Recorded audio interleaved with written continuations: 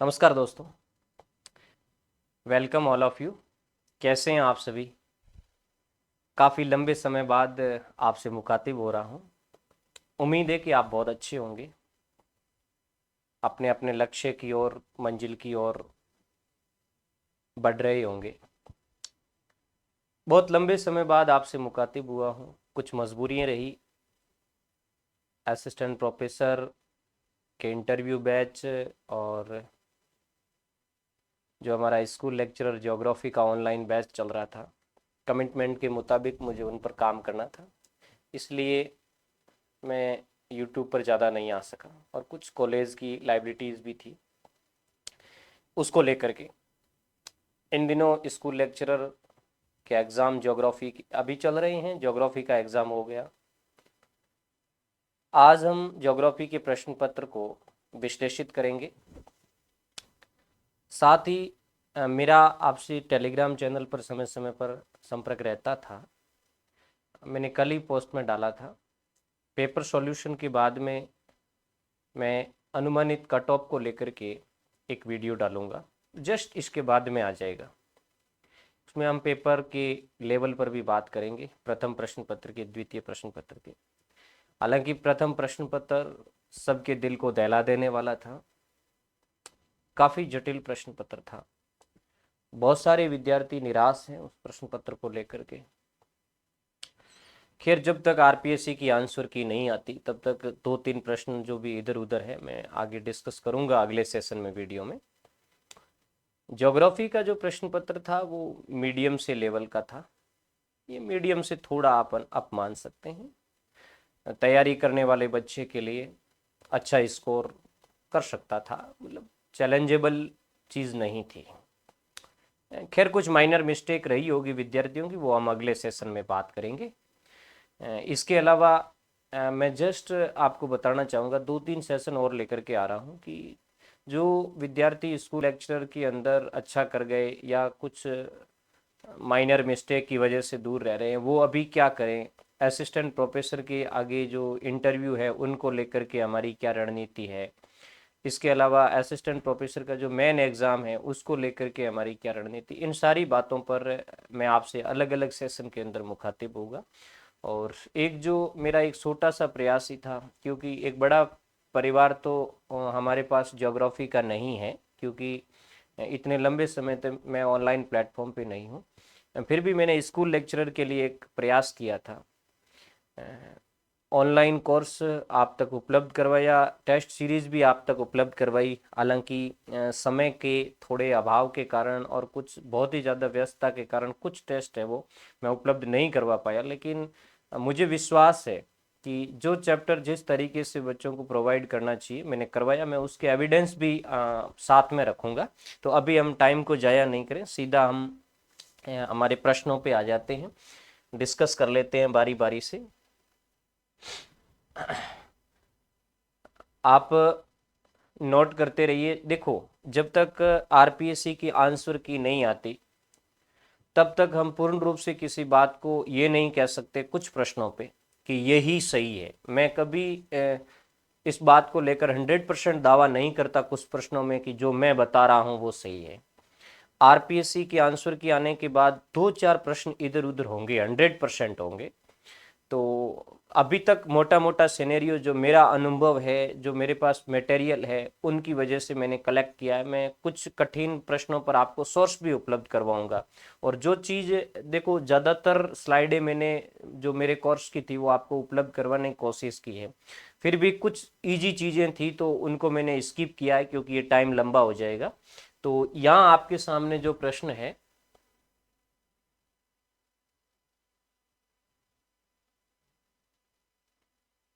पहला जो प्रश्न है आपके सामने, सुदूर संवेदन में, देखो बहुत सारे प्रश्न आपने पढ़ लिए होंगे, अलग अलग जगह से आंसर की ढूंढी होंगी, तो मैं थोड़ा फास्टली चलूंगा। किसी भी प्रकार की आपकी प्रॉब्लम आती है और आप उस प्रॉब्लम का सॉल्यूशन चाहते हैं, तो आप मेरे कॉन्टेक्ट नंबर है उस पर आप मैसेज कर सकते हैं। अपने प्लेटफॉर्म के हैं, ये नंबर है, इन पर आप व्हाट्सएप मैसेज कर दीजिए 8619546073।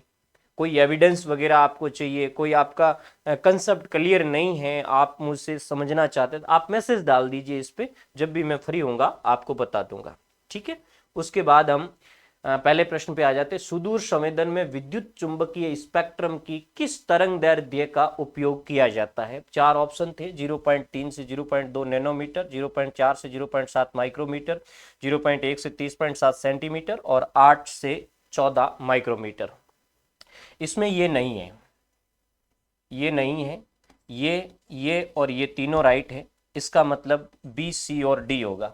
विद्यार्थियों बिल्कुल साफ बता दूं, मैंने रिमोट सेंसिंग की क्लास डाली थी और मैं क्लास नंबर भी आपको बता देता हूं। मेरे कोर्स की जो 22वीं क्लास थी, जो रिमोट कार्टोग्राफी की 22वीं और ऑल ओवर 186 186वीं जो क्लास थी, 186वीं क्लास, उसके अंदर मैंने ये पूरा एकदम कंसेप्ट बताया है। देखो ये जो कंसेप्ट था, दृश्य प्रदेश 0.4 से 0.7 माइक्रोमीटर स्पष्ट लिखा हुआ है, सुदूर संवेदन में उपयोगी है। उसके बाद इंफ्रारेड जो 0.7 से 100 माइक्रोमीटर है, ये सुदूर संवेदन में उपयोगी है। और उसके बाद नीचे हमने लिखा था अलग अलग दो इंफ्रा, देखो 8.0 से 14 माइक्रोमीटर स्पष्ट लिखा हुआ है, यहाँ स्लाइड पूरी नहीं हुई, नीचे लिखा हुआ है स्पष्ट सुदूर संवेदन में उपयोगी है। ऐसे डिफिकल्ट प्रश्नों को भी मैंने कोर्स में बिल्कुल व्यवस्थित तरीके से किया था, जो बच्चा ढंग से पढ़ करके गया था वो आराम से इस प्रश्न को करके आया है। नेक्स्ट प्रश्न पर हम बात करें।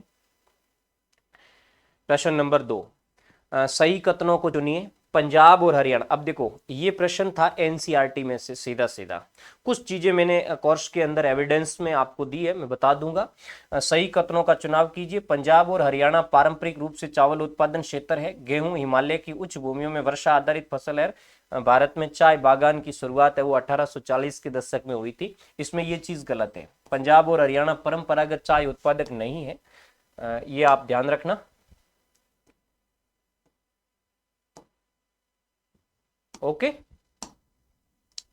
ये सही है और ये दोनों सही है, इसका मतलब बी और सी सही होगा। ओके, ये बी और सी है। इसकी मैंने चाय बागान वाले को तो स्पष्टतः बताया था। टेस्ट नंबर मैं आपको बता देता हूं, टेस्ट नंबर 17 के अंदर मैंने ये प्रश्न डाला था और टेस्ट नंबर 17 में ये प्रश्न हूबहू था, भारत में चाय बागान की शुरुआत कब हुई? 1840 के दशक में। ठीक है, उसके बाद में नेक्स्ट आ जाए, डोडा बेटा चोटी निम्नलिखित में से कौन सी पर्वत श्रृंखला में? बिल्कुल सिंपल प्रश्न है, इसमें ज्यादा कोई गहराई वाली बात नहीं है और एविडेंस चाहिए, मैंने बताया था। ये देखिए नीलगिरी पर्वत श्रेणी स्पष्ट लिखा था और यहां लिखा था मैंने डोडा बेटा। खैर ये तो हर बुक के अंदर मिल जाएगा, कोई इसमें बड़ी बात नहीं है। उसके बाद नेक्स्ट देखिए, थारनथ्वेट के 1948 के जलवायु वर्गीकरण में संभाव्य वाष्पन वाष्पोत्सर्जन पीईटी की गणना, यानी संभाव्य वाष्पोत्सर्जन की गणना किस आधार पर की जाती है? ये कठिन प्रश्न था विद्यार्थियों। एक चीज मैं आपको और बताना भूल गया कि मैं इसमें बताऊंगा कि कितने कठिन प्रश्न है, इससे ही अपनी मेरिट डिसाइड होगी। और जिस विद्यार्थी के कठिन प्रश्न सही हुए हैं, यानी टफ प्रश्न सही हुए, वो विद्यार्थी मेरिटोरियस है। एक तो पहला प्रश्न कठिन था जो सुदूर संवेदन वाला था वो, और एक ये प्रश्न कठिन प्रश्नों में आता है। इसमें औसत मासिक तापमान से, औसत वार्षिक तापमान से, औसत अधिकतम मासिक, औसत मासिक वर्षण से, इसमें औसत मासिक तापमान सही है और इसको मैंने स्पष्टतः लिखाया था विद्यार्थियों। ये देखिए, और ये क्लास भी मैं आपको बता दूं, क्लास नंबर 17, जो टोटल 262वीं क्लास है अपनी, 262 262वीं क्लास के अंदर ये स्पष्ट पड़ा है। 1948 में ये संशोधन दिया और वनस्पति के आधार पे, ध्यान रखना ये वनस्पति के आधार पे नहीं था, मैंने स्पष्ट लिखाया था और बच्चों को बताया था कि ये वनस्पति के आधार पे नहीं है, संभाव्य वाष्पीकरण वाष्पोत्सर्जन के आधार पे है। और नीचे स्पष्ट लिखा था औसत मासिक तापमान के आधार पर परिकलन किया जाता है। अब इससे एकदम बढ़िया चीज क्या हो सकती है? जिस भी बच्चे ने इसको पढ़ा, क्योंकि मैं ज्यादा लिखवाता ही नहीं हूं, बिल्कुल सिंपल सी चीज लिखवाता हूं, जो प्रश्न वैल्यूएबल होते हैं उनको हम नोट कर लेते हैं। नेक्स्ट प्रश्न पर बढ़े। अगला प्रश्न देखिए, पहाड़ी ढाल चक्र सिद्धांत कोई बड़ी चीज नहीं है। पहाड़ी ढाल चक्र सिद्धांत जिसने भी पढ़ा है, सिंपली ढाल के नियम एलसी किंग का है, स्पष्टतः लिखा था मैंने एलसी किंग के बारे में। ये देखिए, पहाड़ी ढाल चक्र मॉडल एलसी किंग का 1953 में। मैं इसका एविडेंस देना चाहता हूं, जैसे ये जो था वाष्पीय वाष्पोत्सर्जन, ये 98वीं क्लास के अंदर पढ़ा है, अपनी क्लास नंबर 98 है उसकी स्लाइड में है। मैंने स्लाइडें भी उपलब्ध करवाई, ये सारी स्लाइडें आपको उपलब्ध करवाई थी। ये पहाड़ी ढाल चक्कर का सिद्धांत, एलसी किंग, ठीक है। और ये जो अपनी क्लास थी वो 208वीं क्लास थी, 208। ये मैंने सीधा वहां से स्क्रीनशॉट लेकर के आप तक पहुंचाया है। उसके बाद नेक्स्ट देखिए, भारत की प्रथम राष्ट्रीय जनसंख्या नीति कब घोषित की गई? या 96 है, 76 है, ये उत्तर सही है, ठीक है, 1976 में। इसका एविडेंस मैंने स्पष्ट लिखा था, आप अच्छी तरीके से देखिए। ये देखिए 5वीं पंचवर्षीय योजना, इसके अंदर ये आई थी, राष्ट्रीय जनसंख्या नीति 1976, और यह स्पष्ट लिखा प्रथम राष्ट्रीय जनसंख्या नीति।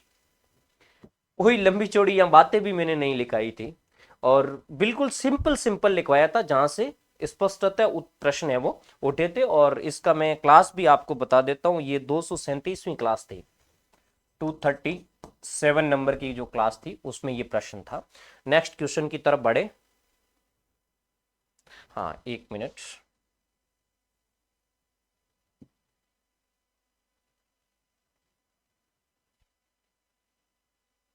स्लाइड स्लिप करके चलना पड़ेगा।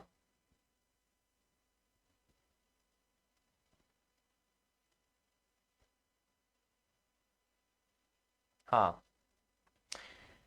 नेक्स्ट क्वेश्चन है, भरतपुर एवं अलवर जिले का अधिकांश भाग किन समवर्षा रेखा के मध्य है? विद्यार्थियों, बहुत ही इंपॉर्टेंट प्रश्न है, और इसमें आपका उत्तर राइट होगा 600 से 700 मिलीमीटर। सॉरी, ये 600 से 700 मिलीमीटर, ओके। और ये प्रश्न मैंने बकायदा यहां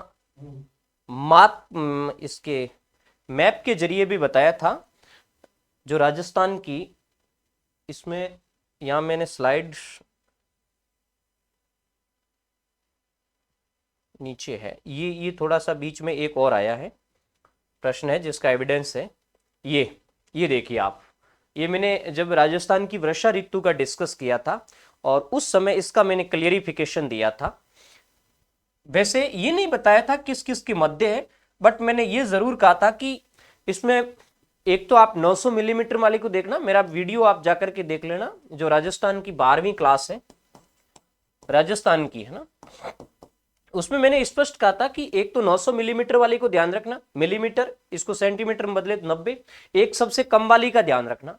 एक मोटा मोटा आइडिया ये रखना कि ये किन जिलों से होकर के गुजरती है। तो या मैं झूठ नहीं बोलना चाहता, केवल इसका नहीं कहा था मैंने 700 और 600 का, बट जिसने भी इस मैप को ढंग से देखा, क्योंकि मैंने स्लाइड उपलब्ध करवाई थी उसके अंदर, इस मैप को ढंग से देखा था, तो एक बार अपने दिमाग में ये सिनेरियो सेट हो गया था कि कौन कहां से होकर गुजरती है। तो ये देखिए, भरतपुर, अलवर और इन जिलों से होकर के ये गुजरती है, ओके। ये हो गया 7वां क्वेश्चन। उसके बाद में 8वां क्वेश्चन देखिए, निम्नलिखित को सुमेलित कीजिए तथा नीचे दिए गए कूट का सही उपयोग कीजिए। ये टेस्ट नंबर 24 के अंदर प्रश्न आया था, जिसमें मैंने खनिजों का जो चैप्टर डाला था वहां से, क्योंकि राजस्थान के खनिजों की क्लास थी वो पूर्ण नहीं हो पाई थी। इसमें आपका 2 नंबर राइट होगा, ये वाला चैप्टर राइट होगा। 2 नंबर, ए का 4, ये अक्वानी, ये सीसा जस्ता का है, और रामपुरा आगुचा, सॉरी अक्वानी है वो तांबे का है।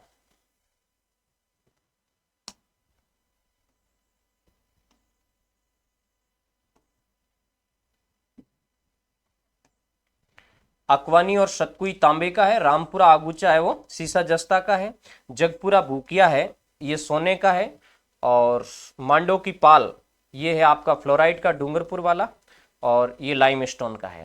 हालांकि इसमें ये चीज मैंने वहां नहीं बताई थी, क्योंकि ये थोड़ा सा गहरा है, बाकी वाली चीजें अपनी आई थी। नेक्स्ट पे चले। ये प्रश्न अपने कोर्स के अंदर से नहीं आया, ये प्रश्न बाहर से आया है, मैं सीधा सीधा कहता हूं, बट ये प्रश्न ज्यादा कोई गहरा नहीं है। पृथ्वी के भौगोलिक और चुंबकीय उत्तर के बीच में विसंगति पाई जाती, ये कथन है। विभिन्न काल की आग्नेय चट्टानों के चुंबकत्व में भिन्नता पाई जाती है। देखो, जब हालांकि असिस्टेंट प्रोफेसर के लेवल का ये प्रश्न है। जब हम असिस्टेंट प्रोफेसर के अंदर चट्टान और उसकी वो जो विशेषता है वहां ये चैप्टर जरूर क्लियर होता है। इस प्रश्न में दोनों ही कथन सही है विद्यार्थियों। भौगोलिक और चुंबकीय उत्तर में भिन्नता पाई जाती बिल्कुल सही है, और आग्नेय चट्टानों में चुंबकत्व भिन्नता ये भी सही है, लेकिन ये इसका कारण नहीं है, इसलिए ये स्पष्ट व्याख्या नहीं करता है। तो मेरे हिसाब से ये राइट होगा। दोनों ए और आर सही है, लेकिन आर ए की सही व्याख्या नहीं करता है। कथन सही हो गए, लेकिन स्पष्टीकरण की भाई भौगोलिक और चुंबकीय उत्तर दोनों में विसंगति है, इसका कारण क्या है? तो कारण ये नहीं है कि केवल आग्नेय चट्टानों में विभिन्नता, ये इसकी वजह से हुआ है। मतलब ये दोनों एक दूसरे से कोरिलेट जरूर है, लेकिन एक दूसरे का कारण नहीं है। नेक्स्ट क्वेश्चन की तरफ बढ़े। अगला क्वेश्चन, इसको थोड़ा सा, ये 10 नंबर का क्वेश्चन है।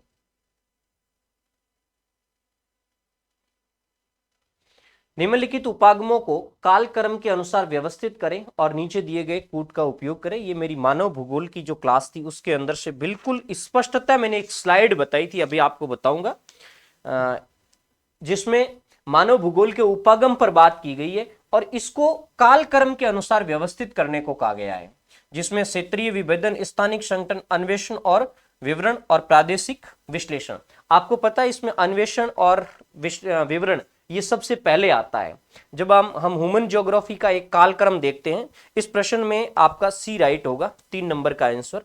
ये देखिए, इसमें सबसे पहले आता है अन्वेषण और विवरण,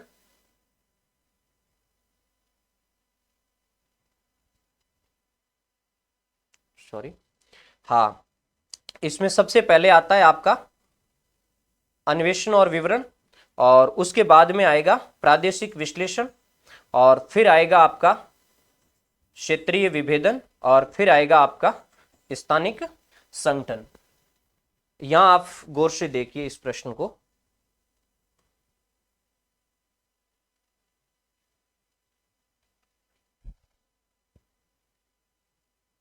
ये देखिए, ये मैंने एक स्लाइड आपके सामने रखी है, ये अपनी 126 नंबर की क्लास है, 126 नंबर की। इसमें देखिए, मानव भूगोल के उपागम है। आरंभिक उपनिवेशवाद के युग में अन्वेषण और विवरण का चैप्टर आया, उसके बाद प्रादेशिक विश्लेषण आया, फिर क्षेत्रीय विभेदन आया, और फिर स्थानिक संगठन आया। और मैंने उस समय स्लाइड में ये बताया था कि इसके कालक्रम को आप ढंग से देखना। उसके बाद नेक्स्ट क्वेश्चन पे आ जाएं। नेक्स्ट जो अपना क्वेश्चन है वो राजस्थान वन प्रतिवेदन 23-24 के अनुसार कुल आंकलित वन क्षेत्र वर्ष 2021 की दृष्टि से राजस्थान में जिलों का अवरोही क्रम है। विद्यार्थियों, ये थोड़ा सा कंफ्यूजिंग प्रश्न है। यदि हम बात करें रिपोर्ट 2021 की, इसने जो पूछा है वो पूछा है वन क्षेत्र का। यहां लिखा हुआ है फॉरेस्ट एरिया। तो फॉरेस्ट एरिया में यदि हम बात करें तो सबसे पहले आता है उदयपुर, उसके बाद में आता है ये बारां, जबकि वो विकल्प यहां नजर नहीं आता। उदयपुर के बाद में अलवर जरूर है, इधर प्रतापगढ़ जरूर है, बारां नहीं है। यदि हम लैंड एरिया, फॉरेस्ट एरिया की बात करें तो ये प्रश्न मेरे हिसाब से थोड़ा डाउटेबल है, डिलीट भी हो सकता है, या फिर इसका जो उत्तर माना तो फिर ये लैंड कवर के हिसाब से मानेगा, वन आवरण के हिसाब से मानेगा। और वन आवरण के अंदर जो आपका दूसरा विकल्प है उदयपुर, अलवर, प्रतापगढ़, बारां, ये सही बैठता है। उदयपुर, अलवर, प्रतापगढ़, बारां वन आवरण के हिसाब से तो प्रथम दृष्टिया बैठेगा। बट यदि किसी के गलत जाता है तो वो बच्चा इसका एविडेंस लगाएगा रिपोर्ट का, उसके हिसाब से उदयपुर के बाद में अलवर, बारां का नंबर आता है।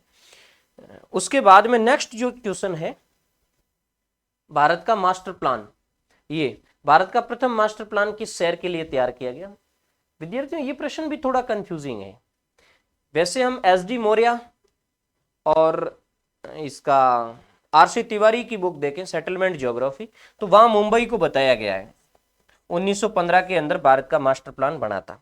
लेकिन एक चीज है, भारत का नहीं, मुंबई का, लेकिन एक चीज वहां ये थोड़ी सी डाउटेबल है कि मास्टर प्लान शब्द नहीं है, वो एक नियोजन या यूं कह सकते हैं एक अर्बन प्लानिंग की गई थी जो 1915 के अंदर थी, और वो एक मुंबई के मेट्रोपॉलिटन अर्बन के लिए एक प्लानिंग एक्ट आया था, और उस एक्ट के तहत उस महानगर में कुछ परिवर्तन किए गए थे।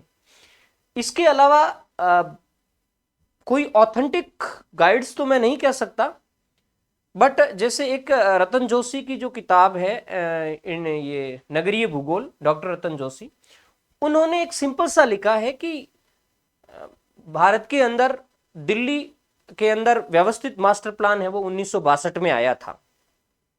और इसके अलावा उन्होंने बाद में लिखा है कि उसके बाद में कई नगरों में जैसे मुंबई में इस तरीके के मास्टर प्लान आए। तो वहां से मुझे एक आइडिया लगता है कि हो सकता है भी दिल्ली भी 1962 का मास्टर प्लान है वो सही, वो जो आजादी के बाद भारत के अंदर आया था। तो इस प्रश्न को भी मैं सस्पेंस में डालूंगा, आरपीएससी क्या मानती है। ठीक है, फिलहाल मैं कह दूं कि भाई एसडी मौर्य के हिसाब से मुंबई सही है। तो हो सकता है कुछ बच्चे रतन जोशी के हिसाब से एविडेंस लगाएं या अपने आक्षेप लगाएं। नेक्स्ट क्वेश्चन की तरफ जाएं। अगला क्वेश्चन है, निम्नलिखित में से कौन सी बनास की सहायक नदी नहीं है? तो ये तो बिल्कुल सिंपल सा प्रश्न था। मोरेन नदी है जो माही की सहायक नदी है।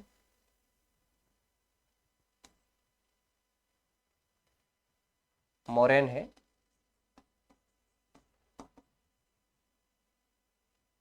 ये माही की सहायक नदी है। और इसका जो एविडेंस है वो राजस्थान की हमारी जो क्लास है 12वीं क्लास के अंदर लिया गया। ये मैं लास्ट में, इसका पिक्चर लास्ट में मैं बता दूंगा।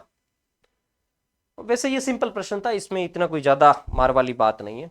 उसके बाद में नेक्स्ट जो क्वेश्चन है, निम्नलिखित में से कौन सा युग्म सही सुमेलित है? इसमें रीवा प्रतापगढ़ ये गलत है, लासी 12 ये सही है, और फोलाई लिफ्ट झालावाड़ ये गलत है, ये बूंदी में है, और काली तीर लिफ्ट धौलपुर में ये सही है। इसका मतलब बी और डी सही होगा, बी और डी ये विकल्प आपका सही है। इसमें लासी 12 ये चीज मैंने बताई थी, और बाकी वाली चीजें अपने कोर्स में थोड़ी नहीं थी, थोड़ा आउट ऑफ चीजें थी, क्योंकि ये बहुत छोटी छोटी माइनर चीजें थी तो वो पूछी गई थी। उसके बाद में नेक्स्ट जो क्वेश्चन है,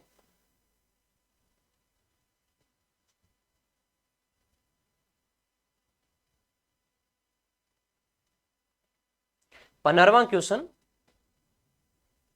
ऊपरी वायु में व्यापारिक पवनों के तापमान व्युत्क्रमण साधारण जुड़े हुए हैं। ये काफी गहरा प्रश्न है, ये कठिन प्रश्नों में से एक है। उष्ण और उपोष्ण कटिबंधीय क्षेत्रों के गर्म चक्रवातों से, उष्ण कटिबंधीय क्षेत्रों के गर्म प्रति चक्रवातों से, उष्ण कटिबंधीय क्षेत्रों में जेट धाराओं के नीचे गमन से, और गर्म हवाओं के ऊपर ठंडी जल धाराओं से। थोड़ा सा स्लाइड मिस्टेक हो रही है।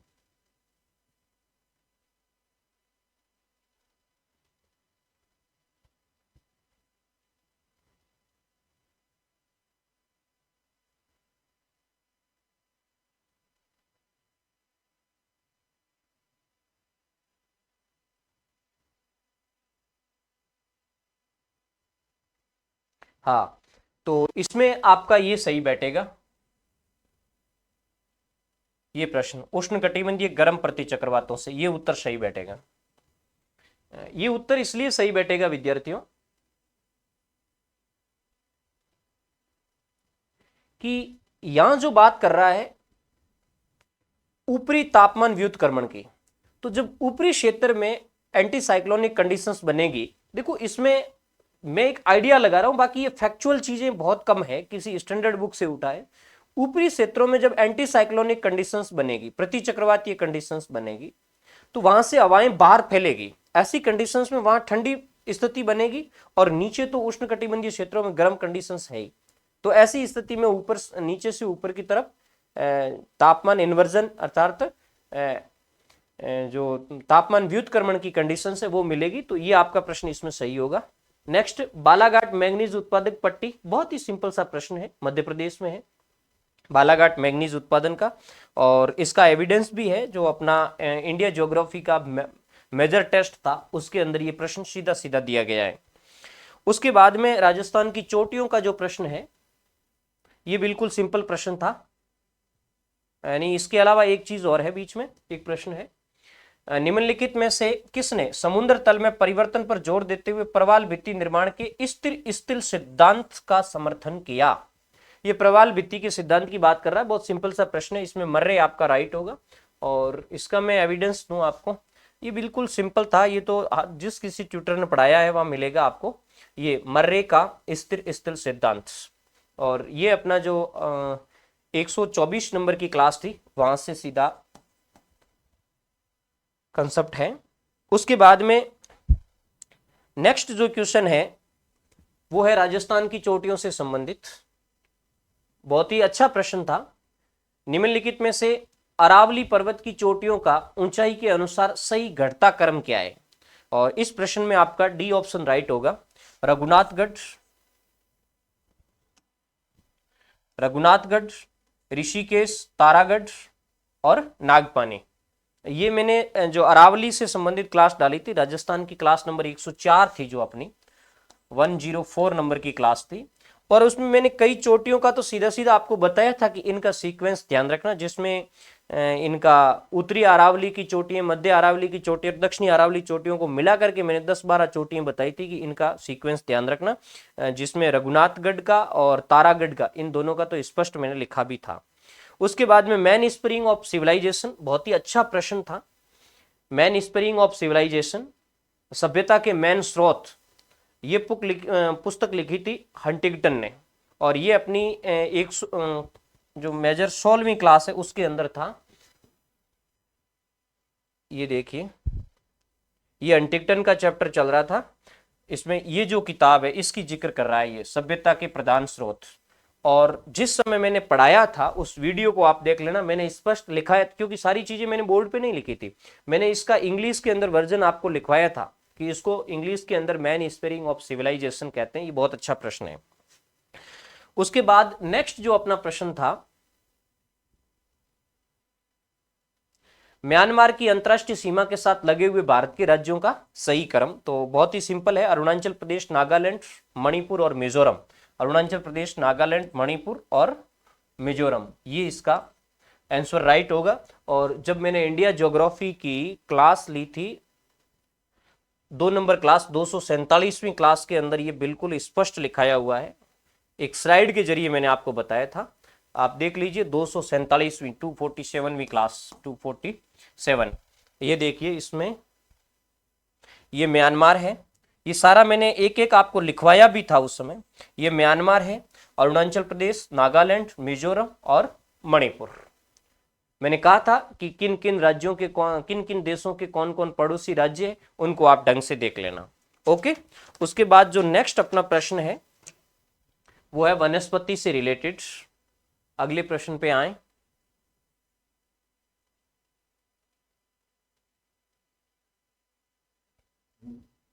सॉरी, इधर होगा। हाँ,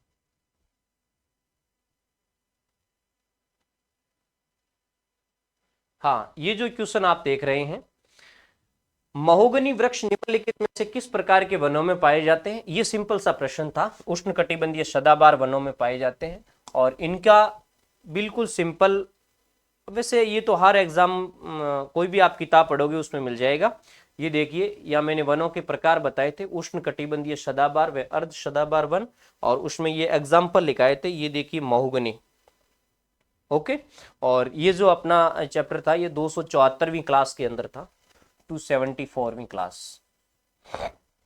उसके बाद नेक्स्ट जो क्वेश्चन है ये अच्छा क्वेश्चन था और इस पर मैंने डिस्कस भी किया था उस समय, आप वीडियो देख लेना। टेलर के अनुसार निम्नलिखित में से कौन सी प्रजाति 75 से अधिक शीर्षस्थ सूचकांक रखती है? वैसे ये प्रश्न बहुत आराम से निकलता था। नॉर्डिक, नेग्रिटो, ऑस्ट्रेलाइट और अल्पाइन, मैंने एक इंडेक्स आपको बताई थी, उस इंडेक्स में उसका शीर्ष सूचकांक था, अभी बताऊंगा। इसमें नेग्रिटो नहीं है, नॉर्डिक और ऑस्ट्रेलाइट भी इसमें नहीं आएगा।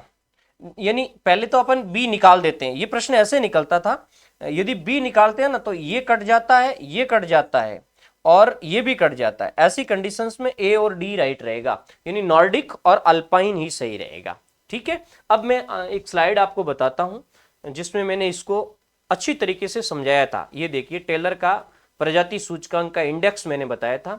नेग्रिटो 68 से 70 था, नीग्रो 70 से 74 था। मैंने कहा था इसका 70 से 72 लिखना, स्टैंडर्ड बुकों में 70 से 72 लिखा हुआ था, और ऑस्ट्रेलाइड देखो 74 से 78 लिखा हुआ था, और मैंने यहाँ करेक्शन करके और 72 से 74 लिखा है था। मैंने कहा कुछ बुकें हैं वो 72 से 74 लिखती है, तो इसको 72 से 74 में रखना।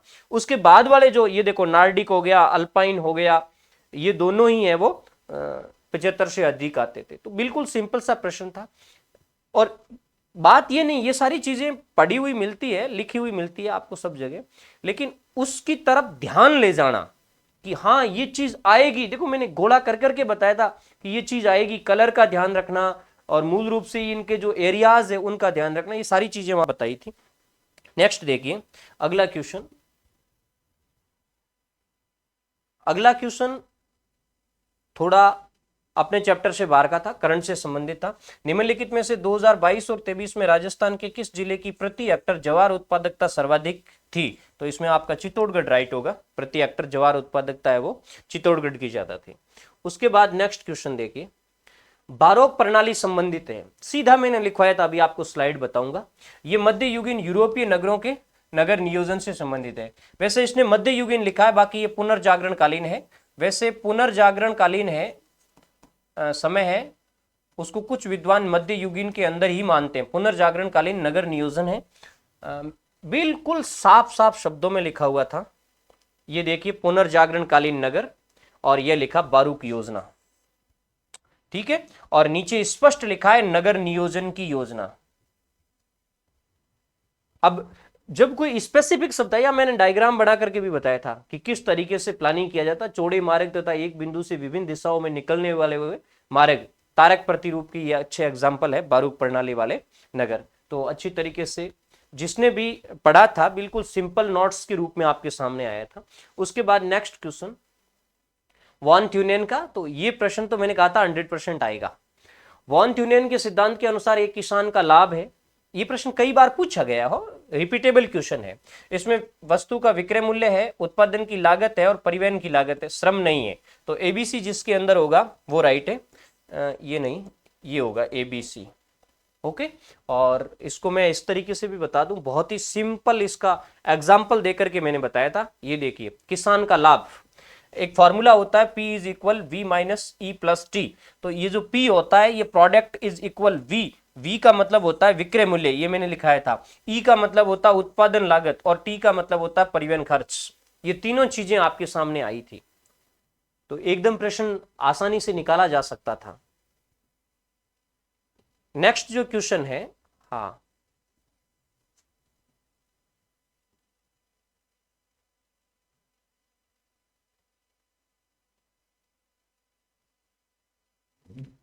ये फिर वॉन ट्यूनियन का क्वेश्चन आया। ये क्वेश्चन थोड़ा सा आउट ऑफ था, लेकिन ये नेट के कुछ रिपीटेबल क्वेश्चनों में से था। वॉन ट्यूनियन का कृषि अवस्थिति सिद्धांत है, तो इसमें 3 नंबर राइट होगा, निश्चयवादी तथा मानकीय। लेकिन एक चीज थोड़ा सा मुझे इसमें और कंफ्यूजन कर रही है, निश्चयवादी और मानकीय, तो हालांकि प्रश्न का उत्तर तो यही राइट होगा, लेकिन आदर्शवादी ये भी इसका विकल्प बनता है, लेकिन इसके साथ अनिश्चयवादी आ गया तो उससे थोड़ा गड़बड़ हो जाता है। तब वैसे ये प्रश्न तो हूबहू कई बार पूछा गया है, निश्चयवादी और मानकीय इसका उत्तर बनता है। ये थोड़ा सा मैंने उस समय आपको नहीं बताया था। नेक्स्ट क्वेश्चन, निम्नलिखित में से कौन सा वियना सर्किल वैज्ञानिकों के लिए, ये थोड़ा डिस्टर्ब करेगा आज।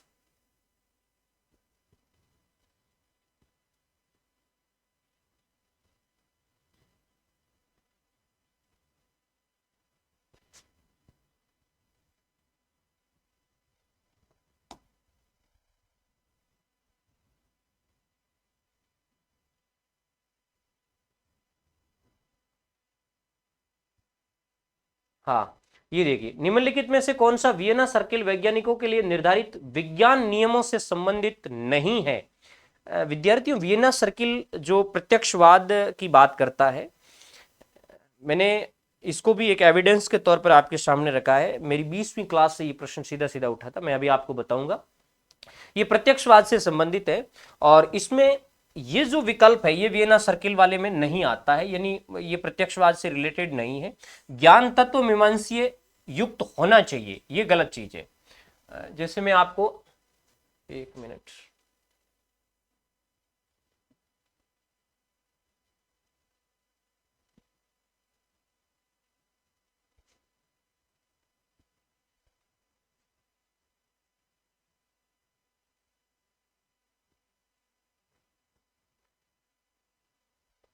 ये यहाँ बता देता हूँ। ये जैसे वियना सर्किल का चैप्टर था, मैंने प्रत्यक्षवाद के दौरान बताया था। वियना सर्किल, वियना समूह प्रत्यक्षवादी विद्वानों का समूह था और तर्क संगत के आधार पर बात करता था। हालांकि इसमें मैंने ये सारा लिखा है, देखो ये इसमें जो आपके तीनों चैप्टर आते हैं, आनुभाविक लक्ष्य की बात करता है ये, और ज्ञान मूल्य मुक्त की बात करता है ये, और परीक्षण की बात करता है। देखो ज्ञान मूल्य निरपेक्ष मानता है, ये चैप्टर यहां से क्लियर हो रहा है। और ये तार्किकता की बात करता है, इसका मतलब सिद्धांत की बात करता है, तथ्य की बात करता है। और ये चीज देखा है, ये दर्शन के खिलाफ है, प्रतिकूल है। वो चीज वहां आती है जो अपन बात करते हैं तत्व मीमांसा युक्त होने की। तो ये कह रहा है कि ये दर्शन के खिलाफ था, इसका मतलब जो तत्व मीमांसा की बात कर रहा है वो गलत है, जबकि वो कह रहा है कि तत्व मीमांसा है। ठीक है। ये जो प्रश्न था अपना, ये 20वीं क्लास से आया था। उसके बाद नेक्स्ट क्वेश्चन, ये बहुत सिंपल सा क्वेश्चन है। जनगणना 2011 के अनुसार भारत में क्रमशः न्यूनतम और अधिकतम जनघनत्व वाले, तो इसमें अरुणाचल प्रदेश और बिहार आएगा। ये अपने टेस्ट का 34वां प्रश्न है, सीधा का सीधा प्रश्न पूछा गया है। थोड़ा मैं फास्ट चलूंगा, अभी क्लास थोड़ी लंबी हो जाएगी, स्लाइड को बहुत ही सिंपली चलाऊंगा मैं। उसके बाद नेक्स्ट है, जवार द्वारा उत्पन्न धारा जब जल डमरू अथवा खाड़ी से गुजरती है तो जानी जाती है। ये थोड़ा सा कंफ्यूजिंग प्रश्न है। इसमें जैसे ये तो नहीं होगा, ज्वारीय रेंज नहीं है और आयतन भी नहीं होगा। इन दो में से है ज्वारीय उभार और ज्वारीय तीव्रता, तो मैं इसकी तरफ थोड़ा ज्यादा जाऊंगा, क्योंकि वैसे एनसीईआरटी के अंदर ये चीज दी हुई है, लेकिन ज्वारीय उभार का तो मतलब होता है पानी का ऊपर उठना, हर जगह ज्वारीय उभार तो आता ही है। ऐसी कंडीशंस में मेरे मेरे हिसाब से ये प्रश्न राइट होगा, उत्तर राइट होगा। उसके बाद में नेक्स्ट क्वेश्चन की तरफ बात करें। ये बहुत सिंपल सा क्वेश्चन था, जिसने पढ़ा है, यदि आपने ढंग से उस पॉलिसी को पढ़ा है तब ये प्रश्न मिलेगा। जनसंख्या नीति 2000 में मध्यकालीन लक्ष्य के अनुसार प्रजनन दर क्या थी? 2.1। और ये मैं स्लाइड के अंदर आपको बताऊंगा, बिल्कुल स्पष्ट मैंने लिखाया था। इस चीज को आप अच्छी तरीके से ध्यान रखना। ये तो जैसे उसका हो गया जनघनत्व वाले का, ये भी इसके अंदर पड़ा है। बिहार और इधर अरुणाचल प्रदेश, मैंने बताया था कम अरुणाचल प्रदेश है और अधिक बिहार है। एक पॉलिसी का ऊपर एक चैप्टर आया था, सबसे पहले जब शुरुआत के अंदर हमने 2-3 स्लाइड ली थी। इसका क्या हुआ कि मैंने ऊपर ले लिया इसका, हाँ यहां से देखो, ये इसके अंदर मैंने यहां लिया था 2.1 वाला। ये देखिए, इस स्लाइड को आप गौर से देखिए, राष्ट्रीय जनसंख्या नीति, बहुत सारे प्रश्न यहां से आए हैं। ये देखो, मध्यकालीन उद्देश्य 2010 तक प्रजनन दर को 2.1 तक प्रतिस्थापित करना, मैंने स्पष्ट लिखा है, आपको भी दिख रहा होगा। 2010 तक प्रजनन दर को 2.1 तक प्रतिस्थापित करना, तो ये प्रश्न यहां से पड़ा है। ओके, थोड़ा सा एक एलन चर्चिल सैंपल का था, इसकी भी स्लाइड पीछे चली गई है। जो भी होगा फिर जब जरूरत पड़ेगी तो मैं और ले आऊंगा। वैसे इंपॉर्टेंट चीजें मैं आपको बता दूंगा एविडेंस के तौर पर। कई बार स्टूडेंट इस बात को लेकर प्रश्न उठाते हैं, फिर भी मैं जो कोशिश करता हूं वो मन से करता हूं, और मन से की गई कोशिश है वो कभी बेकार नहीं जाती है। हाँ, नेक्स्ट क्वेश्चन की तरफ आए।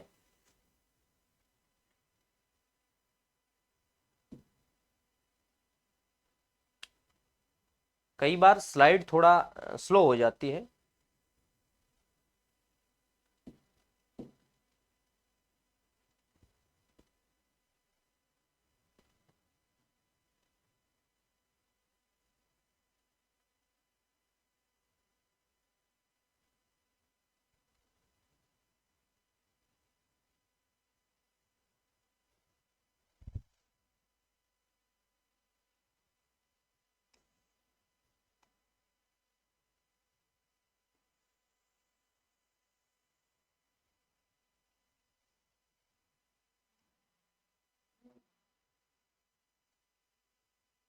ये जो क्वेश्चन है अपने सामने, ये 31वां क्वेश्चन है। ये भारत में हरित क्रांति से रिलेटेड क्वेश्चन है। अगला ये प्रश्न भी सीधा सीधा मैंने आपको बताया था उस समय। भारत में हरित क्रांति में निम्नलिखित में से कौन सी कमियां थी? देखो इसमें ये सारी कमियां हैं, तो इस प्रश्न में सभी आंसर है वो राइट होंगे।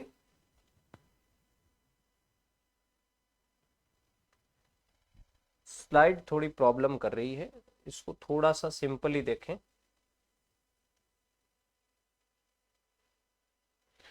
हाँ, भारत में हरित क्रांति में निम्नलिखित में से कौन सी कमियां थी? अंतर फसल संतुलन भी था, असंतुलन भी था, क्षेत्रीय असमानताएं थी, बेरोजगारी भी थी और पारस्परिक असमानता भी थी। तो जहां आपको चारों ही कूट दिखे वो आपका सही होगा। तो ABCD ये आपका सही है। ओके, और ये मैं आपको स्लाइड में भी बता देता हूं।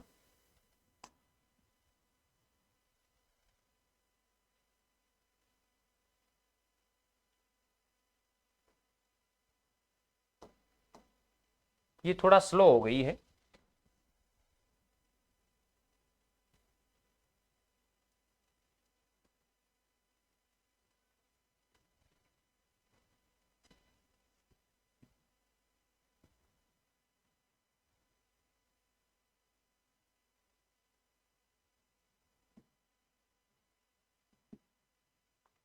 चलो उसको मैं बाद में एविडेंस वाला बता दूंगा, पहले हम पेपर पर डिस्कस कर लेते हैं। हाँ, उसके बाद में नेक्स्ट क्वेश्चन पर आए, आग्नेय चट्टान वाले पे। ये जो क्वेश्चन है आग्नेय चट्टान वाला, ये आग्नेय चट्टानों में निम्नलिखित में से कौन सी एक विशेषता पाई जाती है? इसमें अपसल्कन, रवेदार, जीवाश्म और परतें। तो इस प्रश्न का उत्तर परतें राइट होगा, सॉरी रवेदार राइट होगा। न तो इसमें जीवाश्म है, न इसमें परतें पाई जाती है, और न इसमें अपसल्कन मतलब एक्सफोलिएशन का जो प्रोसेस होता है वो इसमें होता है। उसके बाद में नेक्स्ट जो क्वेश्चन है, प्लेन टेबल सर्वेक्षण में त्रिपाद स्टैंड की ऊंचाई, तो इसमें आपका आंसर होगा 1.50 मीटर। ये भी अपने फॉर्स से सीधा लिया गया है, उसको मैं वहां स्लाइड के जरिए आपको बता दूंगा, स्लाइड जब रन करनी शुरू होगी।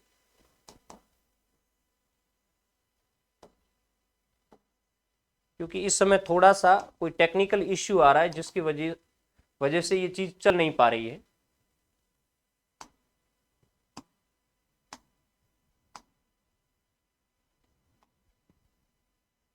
हाँ, नेक्स्ट क्वेश्चन पर आए।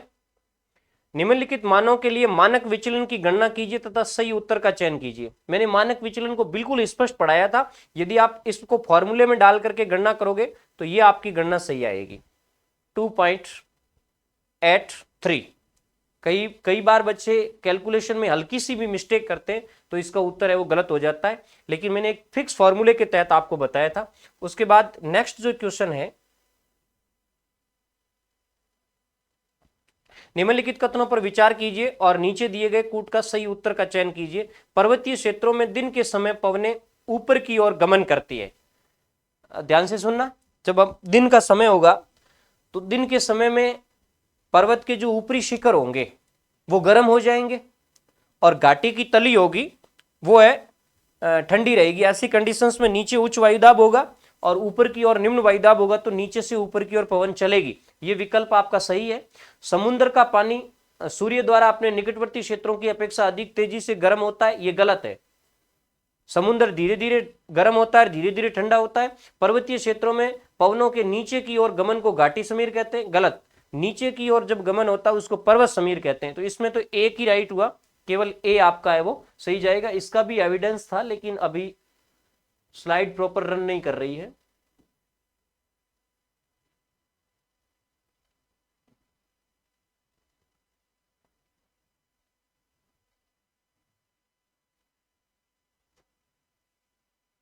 उसके बाद नेक्स्ट क्वेश्चन देखें।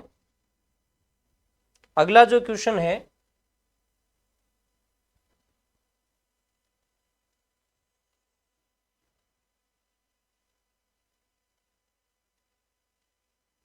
ये प्रश्न थोड़ा सा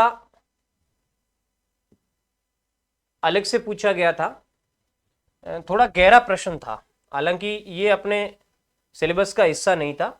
कहने का तात्पर्य ये कि जो अपना कोर्स था उसके अंदर ये चीज उपलब्ध नहीं थी। निम्नलिखित में से कौन सा भारतीय भूगोलवेत्ता अध्ययन के प्रमुख क्षेत्र और भूगोलवेत्ता का अध्ययन क्षेत्र सुमेलित नहीं है?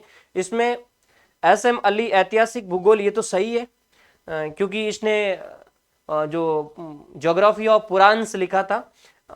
जो आर एन दुबे है वो आर्थिक और वाणिज्य भूगोल, ये भी सही है। ये गलत है, जॉर्ज कुरियन वाला गलत है। और एस बी चटर्जी भारत का प्रादेशिक भूगोल, ये इसने लिखा था। तो ये 4 सही हो गए, ये 3 सही हो गए, ये गलत है। उसके बाद नेक्स्ट जो क्वेश्चन था ये बहुत इजी सिंपल सा क्वेश्चन था। सुराघाट, जब हम अरावली के दर्रों को पढ़ते हैं तो सुराघाट उसमें आता है। तो सुराघाट एक है, तो इसमें 2 चीजें हैं, तो ये आपका 3 नंबर सही बैठेगा। सुराघाट एक दर्रा है जो मध्य अरावली के अंदर पाई जाती है। ये ब्यावर क्षेत्र में है, तो ये मध्य अरावली का होगा। काश इसकी स्लाइड होती तो मैं अभी आपको इसका पूरा पूरा है वो एनालिसिस करके बता देता, बट इसकी स्लाइड अभी रन नहीं हो रही है। चलो कोई बात नहीं, नेक्स्ट चलते हैं।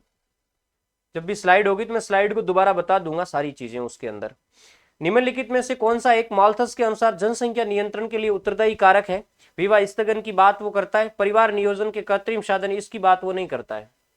बाकी प्राकृतिक आपदा की बात करता है, युद्ध और भोगमरी की बात करता है। मैंने स्पष्टता इसको बताया था क्या क्या चीजें करता है, और कुछ विद्वान इसके बारे में लिखते हैं कि इसका उसने बिल्कुल समर्थन नहीं किया था, ये बात भी मैंने वहां आपको लिखाई थी। तो इसमें आपका ए राइट है, सी राइट है और डी राइट है, तो एस सी डी ये आपका राइट होगा। उसके बाद में नेक्स्ट ये करंट से संबंधित प्रश्न था। निम्नलिखित में से कौन सा कथन सही नहीं है? देवास परियोजना के द्वितीय चरण में मादड़ी बांध का निर्माण किया गया, बिल्कुल सही है। देवास परियोजना उदयपुर की जीवन रेखा बनकर उभरी, ये भी सही है। देवास परियोजना के प्रथम चरण में गोराण बांध का निर्माण किया गया, ये सही है। देवास परियोजना के तृतीय चरण में चांदलाई बांध का निर्माण किया, ये गलत है। ये करंट का क्वेश्चन है, ये प्रश्न इसमें गलत होगा। तो 39वें का ये उत्तर राइट हो जाएगा। उसके बाद में हरित क्रांति का लाल मुखौटा, ये थोड़ा गहरा प्रश्न है, स्टैंडर्ड प्रश्न था। इसमें आपका ये सही होगा, ग्रामीण क्षेत्रों में हिंसा की घटनाओं में वृद्धि। ठीक है, वैसे लाल मुखौटा है ये एक टेक्निकल शब्दावली है और जो स्पेशली इसी घटना के लिए यूज की गई है। उसके बाद में नेक्स्ट जो अपना क्वेश्चन है,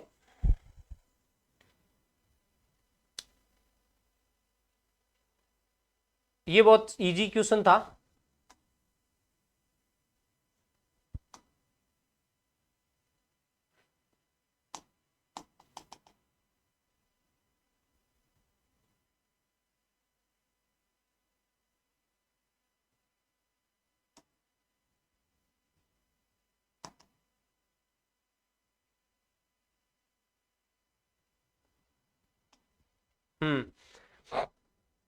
ये अपने कोर्स में से सीधा सा प्रश्न था, मिलान का, उससे संबंधित आया है। कॉस्मोस ये लिखी थी रेडजेल ने, अम्बोल्ट ने। कॉस्मोस कहाँ आ रही है?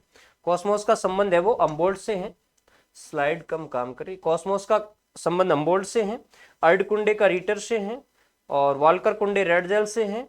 कॉरिडोर्स ऑफ टाइम ये फ्लूअर का है।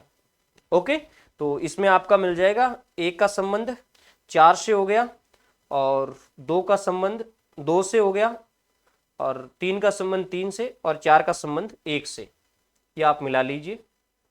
उसके बाद नेक्स्ट क्वेश्चन पे आ जाए। निम्नलिखित में से कौन सी नदी सर्वाधिक प्रदूषित है? इसमें आपका यमुना सही होगा। उसके बाद भू संतुलन की बात करें,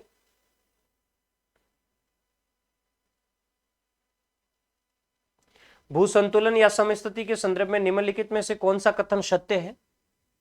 तो इसमें प्राट के सर्वेक्षण के दौरान कल्याण, वैसे ये कालियाना लिखा है, ये कल्याण और कल्याणपुर के बीच में गुरुत्वाकर्षण में अंतर 10 सेकंड से कम था। देखो प्राट ने जब पहले इसका किया था जॉर्ज एरी ने, तो एरी ने इसका कम बताया था, 5 सेकंड के आसपास बताया था। लेकिन जब प्राट ने इसका किया था तो प्राट ने इसका ज्यादा बताया था। ठीक है ना, तो ये बात प्राट की पूछ रहा है, तो प्राट वाले में ये गलत होगा। ठीक है, और प्राट की अभिधारणा थी कि स्तंभ जितना बड़ा होगा घनत्व उतना अधिक होगा, ये गलत है। और उसके बाद में प्राट का सिद्धांत, प्लवन सिद्धांत, ये गलत है क्योंकि प्लवन सिद्धांत तो हैरी का था। प्राट के सर्वेक्षण के दौरान कल्याण और कल्याणपुर के बीच में गुरुत्वाकर्षण का अंतर 10 सेकंड से अधिक था, ये विकल्प आपका सही बैठेगा क्योंकि इसने जो अंतर बताया था वो 15 का बताया था, आपको पता हो तो। ठीक है, तो ये 10 से अधिक का हो गया।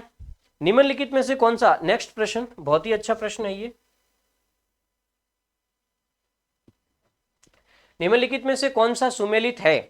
देखो ये प्रश्न जिसने भी मॉडल्स पढ़े हैं प्रवास के, वहां से बिल्कुल सीधा उठा हुआ ये प्रश्न है। और इसमें आपका जैसे अंतःक्रिया के मॉडल की बात की है, ये तो एलसी कैरी का, एससी कैरी का है, ये बिल्कुल सही है। और उसके बाद में फुटकर गुरुत्व का है तो ये रैली का है, ये पीडी कन्वर्स का नहीं है। और अलगाव बिंदु है, ये कन्वर्स का है, ये रैली का नहीं है। तो इसमें केवल एक ही राइट होगा, ए राइट होगा। ठीक है, उसके बाद में नेक्स्ट क्वेश्चन पे आ जाएं।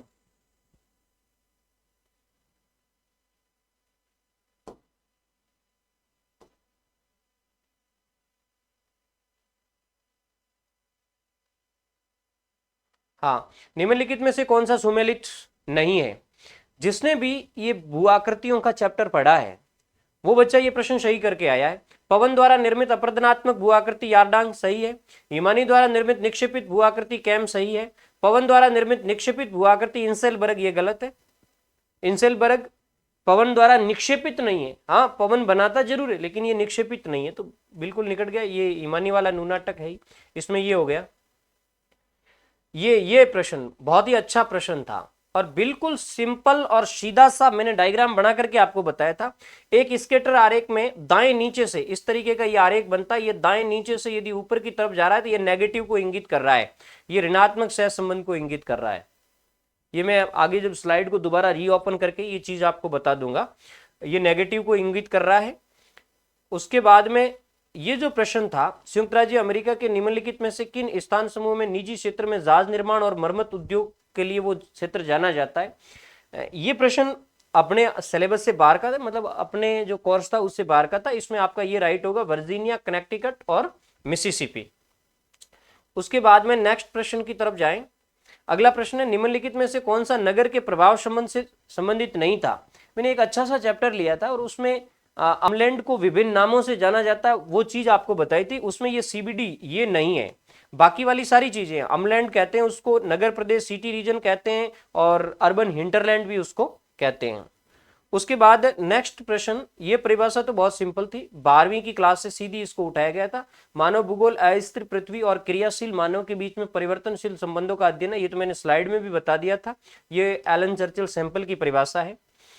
उसके बाद में मानव विकास सूचकांक की गणना करते समय इसके विभिन्न आयामों को भारित किया जाता है, 1/3 से भारित किया जाता है। ये भी मैंने जब कोर्स पढ़ाया था उस समय स्पष्टतः आपको बताया था कि 1/3 से इसको भारित करना है। ओके, उसके बाद में नेक्स्ट क्वेश्चन पे आए। आज थोड़ा स्लाइड परेशान कर रही है। हाँ, ये मैंने टेस्ट सीरीज ली थी, उस टेस्ट सीरीज में सीधा सीधा प्रश्न था, आपको मैं बता देता हूं। वैसे मैं ये चीज भी आपको बताऊं, जो पीछे प्रश्न छूटे हैं,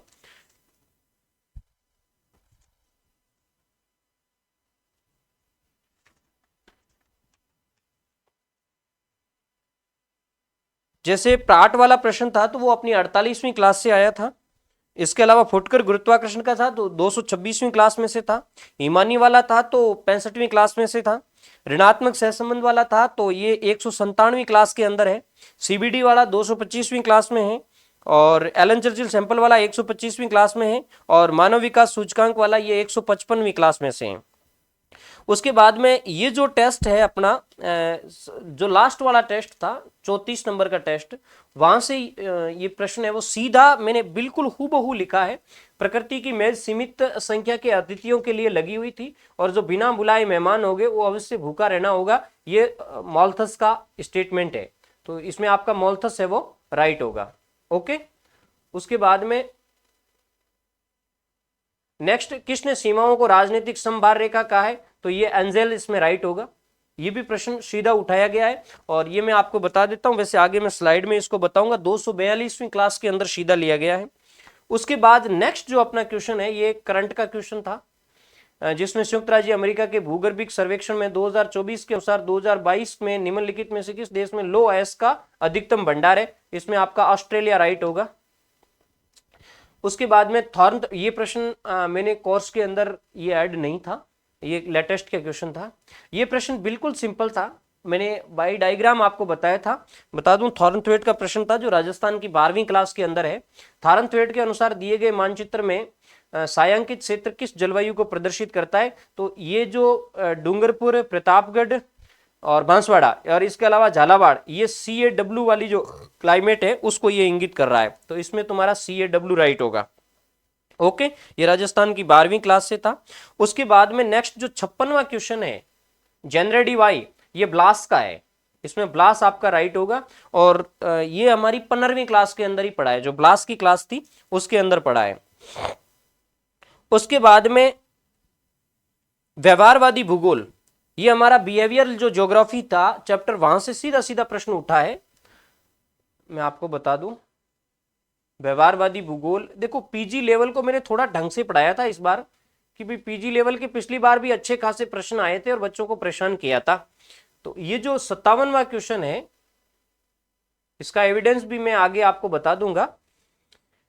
ये जो प्रश्न है इसमें देखिए, व्यवहारवादी भूगोल का निम्नलिखित में से कौन सा आधारभूत तर्क है? व्यक्तियों के मानस में वातावरणीय प्रतिबिंब होते, बिल्कुल सही है। इसके अलावा ऐसे प्रतिबिंबों को शोधकर्ताओं द्वारा परिशुद्धता से पहचाना जाता है, ये बात भी वो बिल्कुल सही करता है। इसके अलावा इसका मतलब A और B तो दो राइट है ही। इसके अलावा वातावरणीय प्रतिबिंबों एवं व्यक्तियों के निर्णय लेने की प्रक्रिया के संबंध में नहीं होता है, ये यहां कंफ्यूज कर रहा है, ये मतलब ये गलत है। ये मानव और वातावरण के बीच में प्रतिबिंबों की कॉरिलेटिविटी को इंगित करता है ये। और इस प्रश्न को मैं आपको बताऊं, ये जो व्यवहारवादी भूगोल की हमारी क्लास है, 26वीं क्लास है, 25वीं, उसके अंदर पढ़ा है। इसमें A और B आपका राइट होगा, ये 3 नंबर का विकल्प है, ये राइट होगा। उसके बाद नेक्स्ट 58वें क्वेश्चन पे जाएं। ये प्रश्न हमारी 148वीं क्लास के अंदर है, जो पीजी लेवल की 24वीं क्लास थी, प्रादेशिक ग्रुप समूह व्यापार के, वहां से ही लिया गया। 148वीं क्लास के अंदर आप ढूंढे, इसमें 4 नंबर का आपका विकल्प राइट होगा। आसियान है तो आसियान के अंदर ब्रुनेई आएगा, और CIS है, इसमें अजरबैजान इसका सदस्य है, और नाप्टा का सदस्य संयुक्त राज्य अमेरिका है, और लाइया का है पेरू। लैटिन अमेरिका, ये लैटिन अमेरिका का है, ये नॉर्थ अमेरिका का है, और ये CIS तो ये रसिया वगैरह वाले, ये तो यहाँ अजरबैजान आ जाएगा, और आसियान का ब्रुनेई आ जाएगा। इसको मैंने एक स्लाइड के जरिए बिल्कुल स्पष्टता आपको बताया था। ये स्लाइड वर्क नहीं कर रही है अभी, जैसे ये प्रश्न पूरे हो जाएंगे उसके बाद में मैं आपको विथ एविडेंस बता दूंगा किसमें क्या था। उसके बाद में नेक्स्ट जो अपना प्रश्न है हेलोक्लाइन का, ये सिंपल सा प्रश्न था। जिस भी बच्चे ने किसी भी किताब से लवणता को पढ़ा है वो प्रश्न आपका क्लियर हो गया। हेलोक्लाइन मंडल, ये लवणता से संबंधित है, ये अपनी 109वीं क्लास थी, जो फिजिकल ज्योग्राफी की 86वीं क्लास थी उसके अंदर स्पष्ट पढ़ा है। उसके बाद में ये जो 60वां क्वेश्चन है राजस्थान की मृदा का, विद्यार्थियों ये मैंने टेस्ट नंबर 23 के अंदर, 23वें टेस्ट का जो दूसरा क्वेश्चन है उसके अंदर ये सीधा प्रश्न मिल रहा है, जिसमें जिलों का कोरिलेट से मिल रहा है।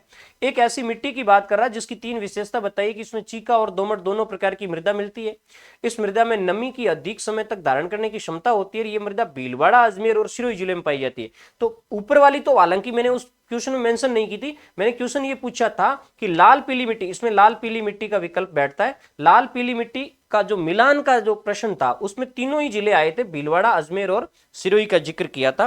ये आपका टेस्ट नंबर 23 का क्वेश्चन नंबर 2 है, वहां से अपन मिलान कर सकते हैं। उसके बाद में नेक्स्ट जो क्वेश्चन जो काफी टफ माना जाता है और लगभग मैक्सिमम जो विद्यार्थी थे वो कह रहे थे कि ये हमें नोट्स में नहीं मिल रहा है या कहीं कोचिंग इंस्टीट्यूट में नहीं मिल रहा है। हमारी क्लास नंबर 5 जो हेरोडोटस की क्लास है उसमें स्पष्ट लिखा हुआ है, सूसा से सार्डिस तक के राजमार्ग का इसने वर्णन किया है। ये हेरोडोटस इसका राइट आंसर होगा।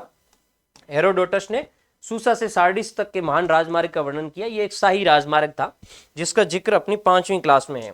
उसके बाद ये जो प्रश्न आया है, ये प्रश्न थोड़ा सा अपने सिलेबस से बाहर का, सॉरी अपने क्लासों से बाहर का था। ये विनिपेग का पूछ रहा है, थोड़ी स्लाइड यहाँ कम दिख रही है। विनिपेग शहर का निम्नलिखित में से जलवायु आरेख दर्शाता है। देखो ये एक तो मध्य अक्षांशीय एरियाज का दर्शाता है, आप कहोगे सर मध्य अक्षांशीय कैसे हो गया, इसके जो टेम्परेचर की बात करें तो ये टेम्परेचर यहां जून और जुलाई के अंदर 60 फ़ारेनहाइट तक ही जा रहा है, ये फ़ारेनहाइट है। तो इसका मतलब ये टेम्परेचर तो बहुत कम है, इसका मतलब ये मध्य अक्षांशों का उष्ण अक्षांशीय तो हो नहीं सकते। अब जैसे इसमें चार चीजें, और टेम्परेचर देखें तो टेम्परेचर जुलाई और अगस्त के अंदर, सॉरी वर्षा देखें तो जुलाई और अगस्त में होती है लेकिन 3 इंच के आसपास ही होती है। इसका मतलब ये ज्यादा आर्द्र भी नहीं है और ज्यादा गर्म भी नहीं है। तो अब देखो हम थोड़ा सा हम आ जाते हैं इसमें, निम्न अक्षांशीय तो हो नहीं सकता क्योंकि टेम्परेचर कम है, और भूमध्य सागरीय है नहीं ये क्लाइमेट क्योंकि विनिपेग की बात कर रहा है। और इसके अलावा मध्य अक्षांशीय में दो है, मध्य अक्षांशीय मरुस्थलीय और मध्य अक्षांशीय स्टेपी जलवायु। तो जहां तक मैं समझता हूं इसमें ये मध्य अक्षांशीय मरुस्थलीय की तरफ जाएगा क्योंकि वर्षा बहुत कम की बात कर रहा है ये, ऐसी कंडीशंस में ये मध्य अक्षांशीय मरुस्थलीय है। बाकी देखो ये आरपीएससी पे मैं छोड़ता हूं कि इसको वो किस एंगल से देखता है, जहां तक मेरा प्रश्न मेरे हिसाब से ये होना चाहिए। बट आरपीएससी यदि ऐसे कई डेटा कहीं स्पेसिफिक उठाए हैं तो वो वहां से भी हो सकता है कि आपका स्टेपी भी सही जाए, बट पहली प्राथमिकता मेरी मरुस्थलीय की तरफ रहेगी। ये मैंने अपने सिलेबस में इंक्लूड नहीं किया था इस प्रश्न को या ऐसी चीजों को। कोपेन के जलवायु वर्गीकरण के अनुसार ठंडी शीत ऋतु के साथ मध्य अक्षांशीय आर्द्र और शुष्क जलवायु, मैंने स्पष्ट लिखा था, अभी स्लाइड चलती नहीं वरना उस स्लाइड के अंदर मैं आपको बता देता, बिल्कुल क्लियर है। इसमें देखो ये बात कर रहा है ठंडी शीत की, जैसे ही ठंडी शीत की बात आती है तो इसमें सी है वो हट जाता है अपने आप, इसमें डी की तरफ जाएगा, और आर्द्र और शुष्क दोनों की तरफ बात कर रहा है तो एफ हट जाएगा, मैंने वहां समझाया था। तो यहां डी डब्ल्यू आपका राइट होगा। ओके, उसके बाद में नेक्स्ट जो क्वेश्चन है ये सिंपल क्वेश्चन है। अब वो चीज तो भूल गया कौन हार्ड है कौन सिंपल है, चलो फिर भी मैं आगे जिक्र करवा दूंगा, पेपर का जब लेवल पढ़ेंगे उस समय इसका जिक्र कर लेंगे। ये प्रश्न है, निम्नलिखित में से किन दबाव पेटियों का निर्माण क्रमशः गतिक और तापीय कारकों से होता है। बिल्कुल स्पष्ट मैंने डायग्राम बना करके बताया था कि ये गतिक पेटी है और ये है वो तापजन्य पेटी है। इसमें आपका जैसे ये गतिक की बात कर रहा है तो गतिक उपोष्ण कटिबंधीय उच्च दाब की पेटी होगी और तापीय में ध्रुवीय उच्च दाब की, ये दूसरा विकल्प सही बैठेगा। अब ये है तो सारा मिलान यूं तो सही लग रहा है, जैसे आप कहोगे सर ध्रुवीय उच्च और उपोष्ण उच्च दाब ये भी तो आ रहा है ना, ये सेम टू सेम, लेकिन ये कह रहा है क्रमशः पहले आपको गतिक वाली सिलेक्ट करनी है फिर आपको तापीय वाली करनी है, तो इसमें ये 2 नंबर राइट होगा, उपोष्ण कटिबंधीय उच्च एवं ध्रुवीय उच्च वाली पेटी। ओके, हालांकि मैं इसी स्लाइड को पीपीटी के जरिए आपको टेलीग्राम चैनल के अंदर डाल दूंगा। उसके बाद में मैकेंडर वाला जो प्रश्न पूछा है ये थोड़ा कंफ्यूजिंग क्वेश्चन है। मैकेंडर की पुस्तक किस भूगोलवेत्ता ने हृदय क्षेत्र शब्द लिया, यानी मैकेंडर की पुस्तक से किसने लिया, तो ये थोड़ा सा मेरे लिए कंफ्यूजन है। इसमें जहां तक मैं समझता हूं हाउस ओपर हो सकता है, मे बी पॉसिबल। और यदि इस प्रश्न को गलत एंगल से लिया गया है तो जैसे मैकेंडर पर फायरग्रीव का प्रभाव था, तो फायरग्रीव ने ये शब्द पहले दिया था मैकेंडर से हार्टलैंड, तो ऐसी कंडीशंस में यदि ये पूछना चाहता है कि भाई मैकेंडर ने कहां से लिया तो फायरग्रीव से ही होगा, और यदि मैकेंडर से किसने लिया है तो ऐसी कंडीशंस में हाउस ओपर की तरफ जाना चाहिए। बाकी ये प्रश्न आरपीएससी पे छोड़ता हूं मैं, वो उसको किस एंगल से लेती है। उसके बाद नेक्स्ट जो आपका क्वेश्चन है ये क्वेश्चन है, निम्नलिखित में से किस सतह का एल्बिडो 20% से कम होगा। मैंने एक स्लाइड के जरिए बताया था, एल्बिडो की पूरी स्लाइड बनाई हुई थी, इसमें आपका ये सही होगा नम भूमि और वन। जब आर्द्र भूमि की बात आती है तो वो 10 के आसपास ही आ जाता है, और वन है तो वो 5 और 10 15 के आसपास रहता है। इसमें पुरानी हिम हो नहीं सकती, ताजा हिम हो नहीं सकती, और जब हम शुष्क भूमि की बात करने जाएंगे तो ये 5 से 25 तक हो जाती है। ऐसी कंडीशंस में ये उत्तर सही बैठता है, मैं स्लाइड में आपको बता दूंगा। ये अपनी 73वीं जो क्लास थी उसके अंदर इसको इंक्लूड किया गया था, और उपोष्ण कटिबंधीय उच्च दाब वाली 82वीं क्लास के अंदर था। और ये यदि कोई बच्चा देखना चाहता है, जिसके पास कोर्स अवेलेबल है, देखना चाहता है तो वहां है, ये उसको समझ सकते हैं वहां से। और जो कोपेन वाला था ये 97वीं क्लास के अंदर है, ठीक है। उसके बाद हम आ जाते हैं, स्वीडन कृषि की बात कर रहा है ये जो प्रश्न है,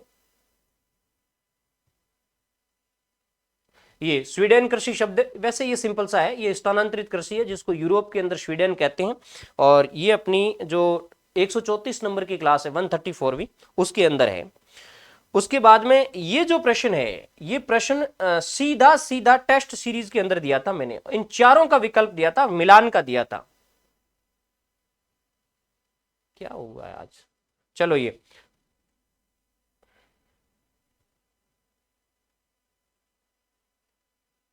राजस्थान में 2011 की जनगणना के अनुसार निम्न में से किस जिले का जनसंख्या घनत्व 100 से कम है?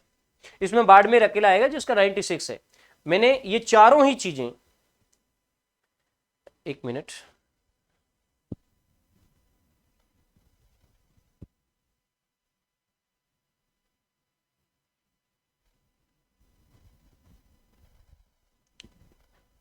मैंने इन चारों ही जिलों को बताया था। ये टेस्ट नंबर 24 के अंदर 49वां क्वेश्चन है, आप वहां जाकर के देख सकते हैं। इसमें आपका बाड़मेर उत्तर सही होगा। उसके बाद में नेक्स्ट जो क्वेश्चन है, निम्नलिखित में से कौन से प्रत्यक्षवाद भूगोल की विषय वस्तु है? ये 20वीं क्लास के अंदर स्पष्ट लिखा हुआ है। यह अनुभववाद भी कहा जाता, बिल्कुल सही है। आदर्शवाद का विरोधी, बिल्कुल सही है। इसकी स्थापना अगस्त कॉम्टे ने की थी। और यह अधिनायकवाद का विरोध करता है, बिल्कुल सही है। ये चारों ही विकल्प लिखे हुए हैं।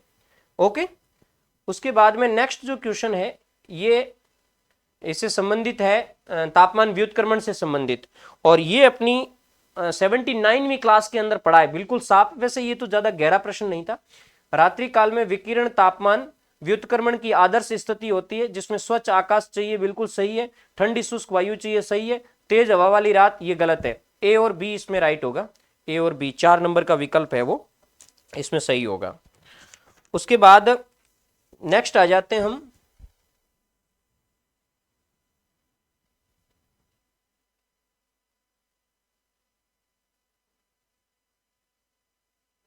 निम्नलिखित में से कौन सा सिद्धांत या मॉडल भवाकृतिक सीमांत व जटिल प्रतिक्रिया की संकल्पना पर आधारित है?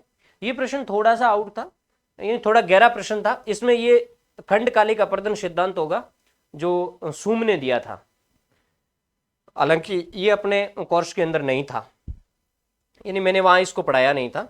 नेक्स्ट, राष्ट्रीय तकनीकी वस्त्र मिशन किससे संबंधित है? ये काफी गहरा प्रश्न था। ये दोनों ही जटिल क्वेश्चनों के अंदर आते हैं।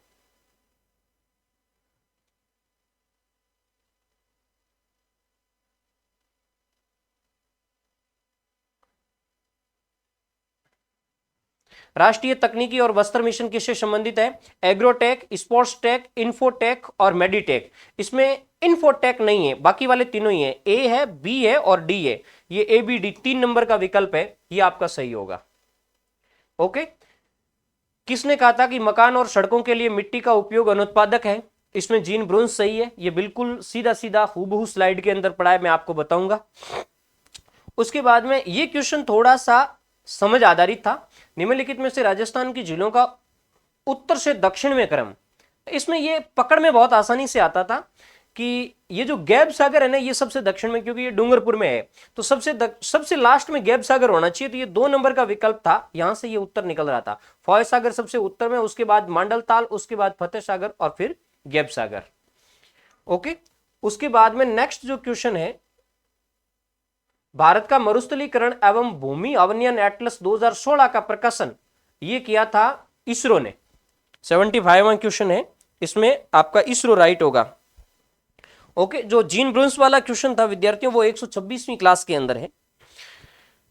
उसके बाद में नेक्स्ट क्वेश्चन है हटन वाला, ये एकरूपतावाद वाला क्वेश्चन है। थोड़ा गहरा प्रश्न था, लेकिन मैंने सीधा सीधा लिखाया था, एक चीज थोड़ी रही थी, उसको समझाया कम था।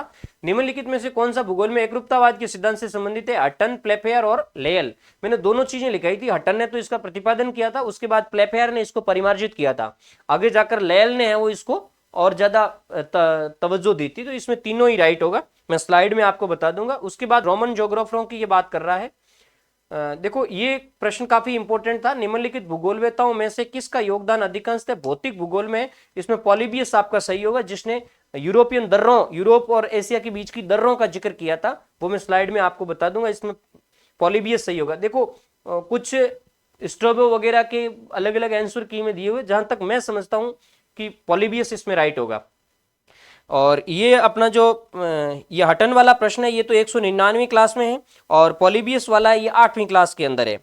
इसके अलावा सतत पोषणीय विकास की बर्टलैंड रिपोर्ट 1987 के अंदर प्रकाशित हुई थी। ये सीधा सीधा प्रश्न मैंने पूछा था टेस्ट नंबर 11 के अंदर। 81वां क्वेश्चन और 85वां क्वेश्चन दोनों ही ब्रेटलैंड से संबंधित था। एक में सन पूछा गया था और एक में इसका सन सहित पूछा गया था कि इनका वो टाइटल क्या होगा, अवर कॉमन फ्यूचर।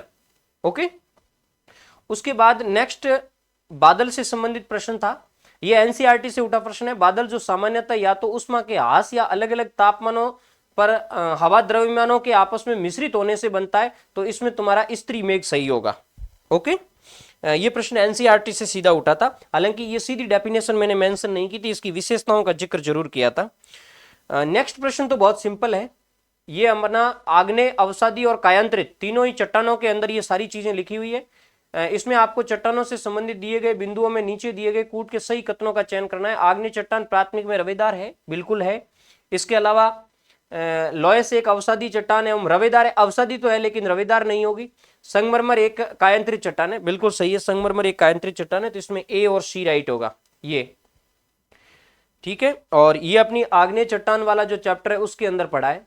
उसके बाद निम्नलिखित में से कौन सा युग्म देश और तेल से संबंधित सही नहीं है, ध्यान रखना। ये अपनी 214वीं क्लास के अंदर सारे दिए हुए हैं। सऊदी अरब में गावर है, ईरान में गच सरन है, कुवैत में ब्रगरान है, ईरान में कथीप नहीं है। ओके, ये प्रश्न सीधा सीधा निकलता था। उसके बाद नेक्स्ट क्वेश्चन पे आ जाएं। अगला जो अपना क्वेश्चन है,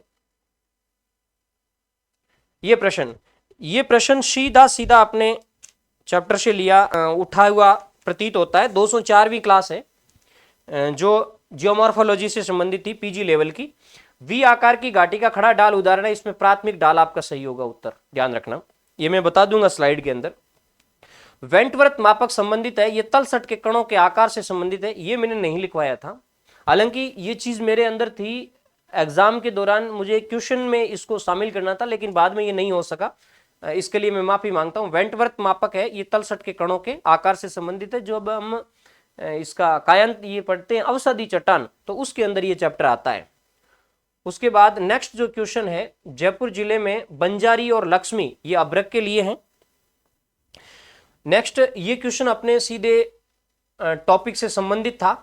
मैंने जब बताया था, पढ़ाया था, तो स्लाइड के जरिए उसको बताया था।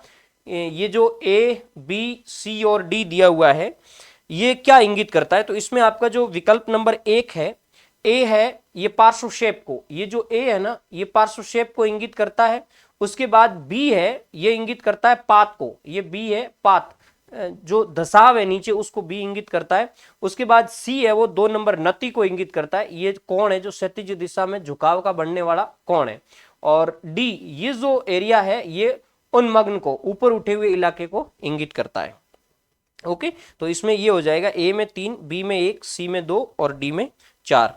उसके बाद नेक्स्ट जो क्वेश्चन है डोल ड्रम का, ये बहुत इजी क्वेश्चन था। डोल ड्रम बेल्ट के अस्तित्व का मुख्य कारण है, ये ठंडे प्रदेशों में स्थित, गलत, क्योंकि डोल ड्रम तो 0 से 5 के बीच में है। ये अपनी जो वायुदाब की पेटियों वाला चैप्टर है, वहां ये स्पष्ट पड़ा है। उच्च तापमान तथा न्यून वायुदाब, ये बिल्कुल सही है, ये ज्यादातर वायु शांत रहती है, ये दोनों सही है, अर्थात बी और सी राइट है, इस मतलब 1 नंबर विकल्प इसका राइट है। उसके बाद नेक्स्ट क्वेश्चन पे आ जाएं।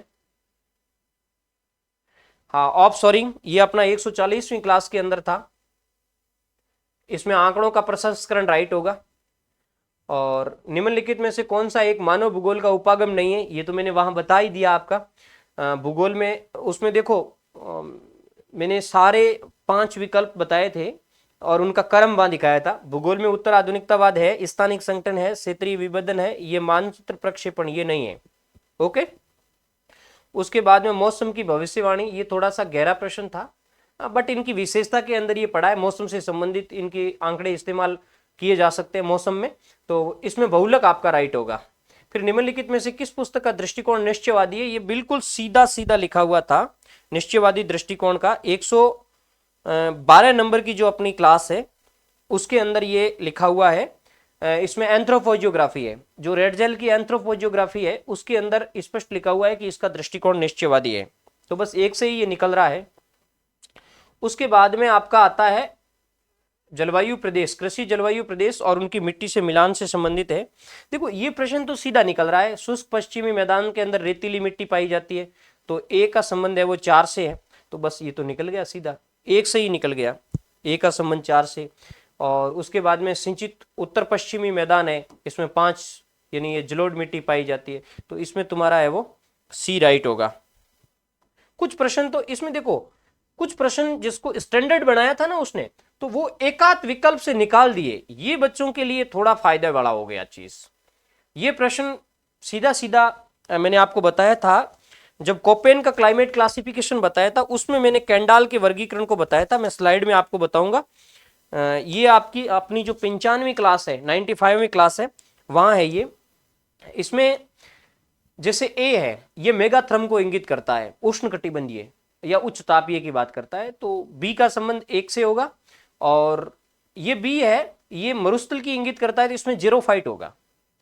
डी का संबंध 2 से, और उसके बाद में सी है तो ये मध्य तापीय, मध्य तापीय मतलब मेसोथर्म है, और डी है ये सूक्ष्म तापीय मतलब माइक्रोथर्म है, तो मेसोथर्म का संबंध हो गया सी से।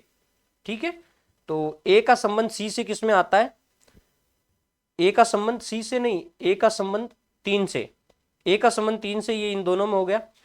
उसके बाद में चलो इसका मैं बता देता हूं, 2 नंबर विकल्प होगा। ये देखो, ए का संबंध 3, बी का संबंध 1, मेगाथर्म ए है, सी का संबंध 4, माइक्रोथर्म है वो डी है, और जेरोफाइट है वो 2 है, तो इसमें 2 नंबर विकल्प आपका राइट होगा। उसके बाद दक्षिण अटलांटिक महासागर की निम्नलिखित में से समुद्री धारा की प्रवाह प्रणाली है, तो ये अपनी 117वीं क्लास के अंदर था, जिसमें ये 4 नंबर विकल्प राइट होगा। दक्षिणी भूमध्य रेखीय धारा, उसके बाद ब्राजील की धारा, फिर पश्चिमी वायु प्रवाह, और फिर बेंगुला। ये जो सर्किल की बात कर रहा है, ये उस सर्किल से ये प्रश्न उठा है। मैंने जब आपको महासागरीय गायर्स पढ़ाए थे उस समय इसको अच्छी तरीके से बताया था, मैं स्लाइड में आपको बता दूंगा। उसके बाद क्लॉडियस टॉलमी का विश्व मानचित्र, ये संशोधित शंक्वाकार है, ये अपने जो लिया था वो 9वीं क्लास के अंदर पढ़ा है, क्लास नंबर 9 के अंदर। उसके बाद में ये जनगणना का प्रश्न है, ये बहुत ही सिंपल प्रश्न है, वैसे थोड़ा डाटा डीप है, बट पढ़ने वाले ने राजस्थान की जनगणना को ढंग से पढ़ा वो निकाल सकता। 2011 की जनगणना के अनुसार राजस्थान के किस जिलों में क्रमशः ग्रामीण और नगरीय लिंगानुपात सर्वाधिक है? ग्रामीण लिंगानुपात पाली में और नगरीय टोंक में है। ओके, उसके बाद में नेक्स्ट जो क्वेश्चन है,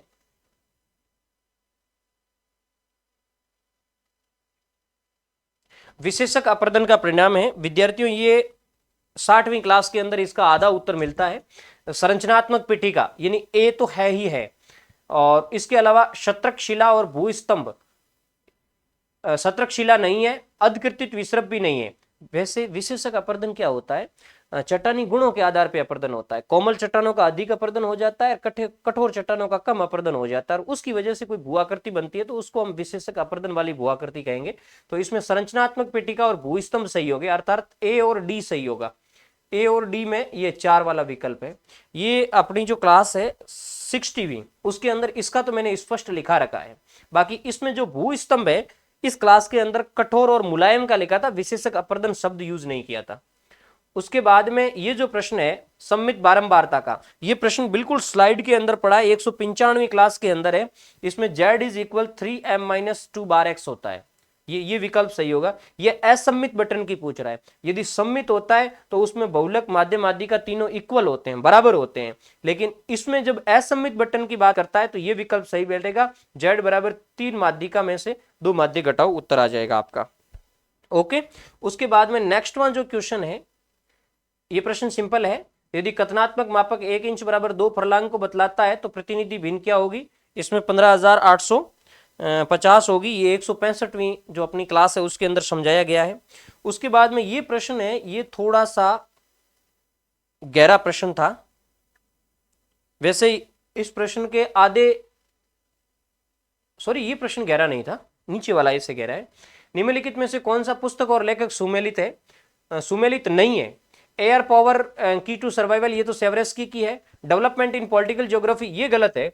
न्यू वर्ल्ड आइसा बोमेन की और कॉरिडोर ऑफ टाइम्स जेफ लियर की, ये किताब तो पहले आई हुई है, इसी पेज के अंदर आई हुई है, मतलब इसी पेपर में आई हुई है, पेज में नहीं, इसी पेपर में आई हुई है, ये निकल रही है। बाकी ये सिंपली मैंने दोनों क्लासों के अंदर बताया था, 238वीं और 240वीं क्लास के अंदर। तो इसमें आपका ये उत्तर सही बैठेगा इस प्रश्न का। डेवलपमेंट इन पॉलिटिकल ज्योग्राफी ए बर्नेट की किताब नहीं है। प्रवास की एक डेफिनेशन दी है। प्रवास एक प्रभावी समय के लिए निवास स्थान का परिवर्तन कहलाता है। ये कथन किससे संबंधित है? देखो ये थोड़ा सा गहरा प्रश्न है। प्रवास के लिए बहुत सारी विशेषताएं बहुत सारी परिभाषाएं किताबों में नहीं मिलती है, बट मेरे हिसाब से इसमें पैर पिलो होना चाहिए। इसको मैं आरपीएससी पे छोड़ देता हूँ। कई जगह बॉग भी है, लेकिन बॉग का क्लेरिफिकेशन ये नहीं मिलता। पैर पिलो के कुछ शब्दावली है जो निवास स्थान परिवर्तन उससे रिलेटेड मिलते हैं। ये प्रभावी समय का जो शब्द है ना, ये पैर पिलो ने यूज किया है, तो हो सकता है उसके हिसाब से ये यहाँ जाए, बट मैं इसको आरपीएससी पे छोड़ देता हूँ। उसके बाद नेक्स्ट जो क्वेश्चन था ये बहुत सिंपल था। ये कि भाई कौन सा युग्म है वो सही सुमेलित है, ये ही आपको सिलेक्ट करना था। तो ये फिजी द्वीप एंटार्क्टिक में नहीं है, बेयर आर्कटिक में है, करगुलेन हिंद में है और गुआम प्रशांत के अंदर है। तो इसमें बीसीडी राइट हो जाएगा, बीसीडी ये 3 नंबर का विकल्प है, ये राइट हो जाएगा। ये अपनी 103 और 105वीं जो 2 क्लास है उसके अंदर आपको मिलेगा, यानी मैंने जो द्वीप बताए थे अलग अलग विभिन्न महासागरों के, उसमें इसका जिक्र मिलेगा। उसके बाद में नेक्स्ट जो क्वेश्चन है,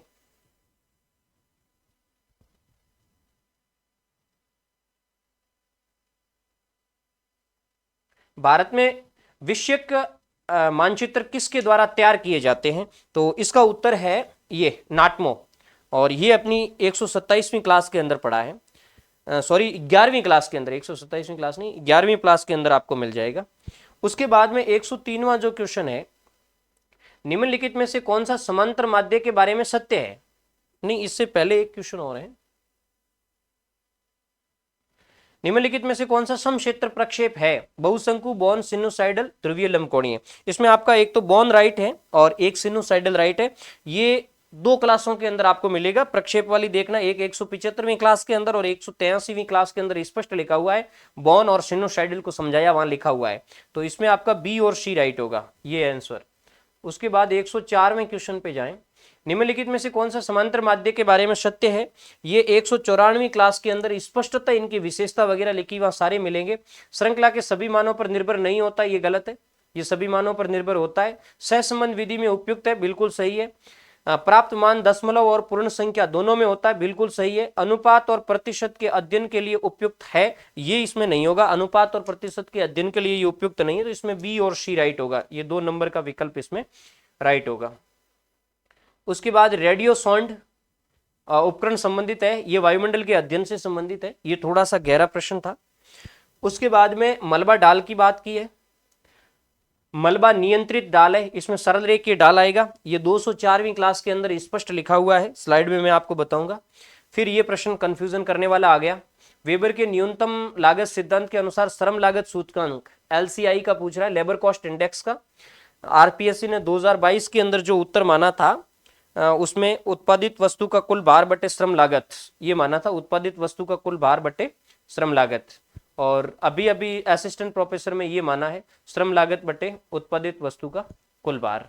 हालांकि आप इसको ज्यादा वरीयता देना, क्योंकि आरपीएससी ने उस समय की को चेंज करके और इसको माना था उत्पादित वस्तु का कुल भार बटे श्रम लागत, जबकि इसकी हिंदी ग्रंथ अकादमी की दोनों ही बुकों के अंदर अलग अलग मिलता है। हिंदी ग्रंथ अकादमी की 2 बुक, जैसे ट्रांसपोर्ट ज्योग्राफी वाली है अखिलेश वैष्णव वाली, और एक इसकी ये जो इंडस्ट्रियल ज्योग्राफी चलती है और इकोनॉमिक ज्योग्राफी लोडा वाली भी चलती है, एक माहेश्वरी वाली, दोनों के अंदर ये लिखा हुआ है।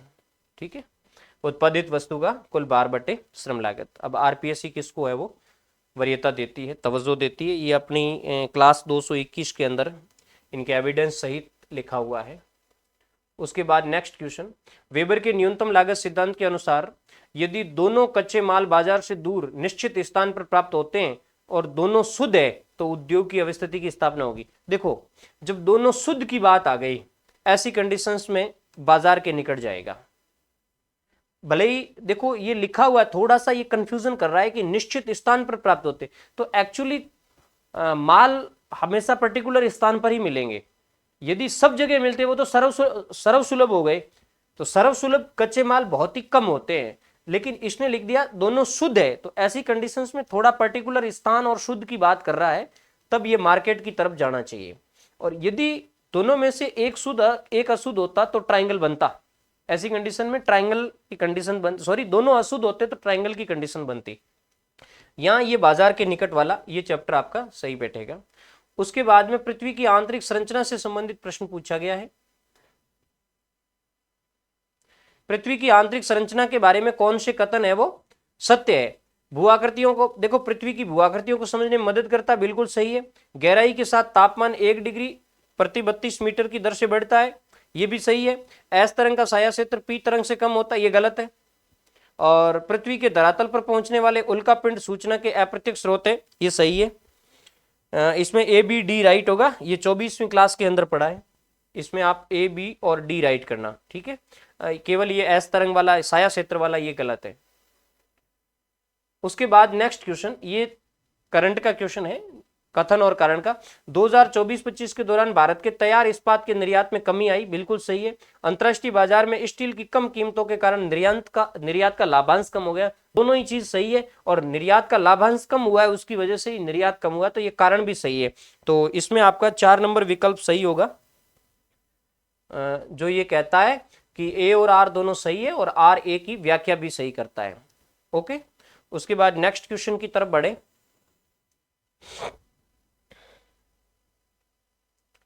निम्नलिखित कथनों पर विचार कीजिए तथा नीचे दिए गए कूट का प्रयोग कीजिए। कार्बी एंग्लोंग भारत के प्रायद्वीपीय पठार का हिस्सा है, बिल्कुल सही है। मेसोजोइक युग के समय भारतीय मरुस्थलीय क्षेत्र के नीचे समुद्र था, बिल्कुल सही है। और पूर्वी भारतीय तट पोर्ट और हार्बर के विकास के लिए अनुकूल है, गलत है। और रिची द्वीप समूह अरब सागर में, गलत है। इसमें ए और बी ही आपका सही होगा, ये ए और बी। रिची द्वीप समूह है, ये बंगाल की खाड़ी में है, अंडमान निकोबार के पास। और पूर्वी तट है वो बहुत कम गहरे सैल्प वाले तट है, इसलिए वहां ये हार्बर नहीं बनाए जा सकते हैं। ओके, और ये अपना जो इंडिया वाला चैप्टर है वहां इसके फैक्ट मिल जाते हैं।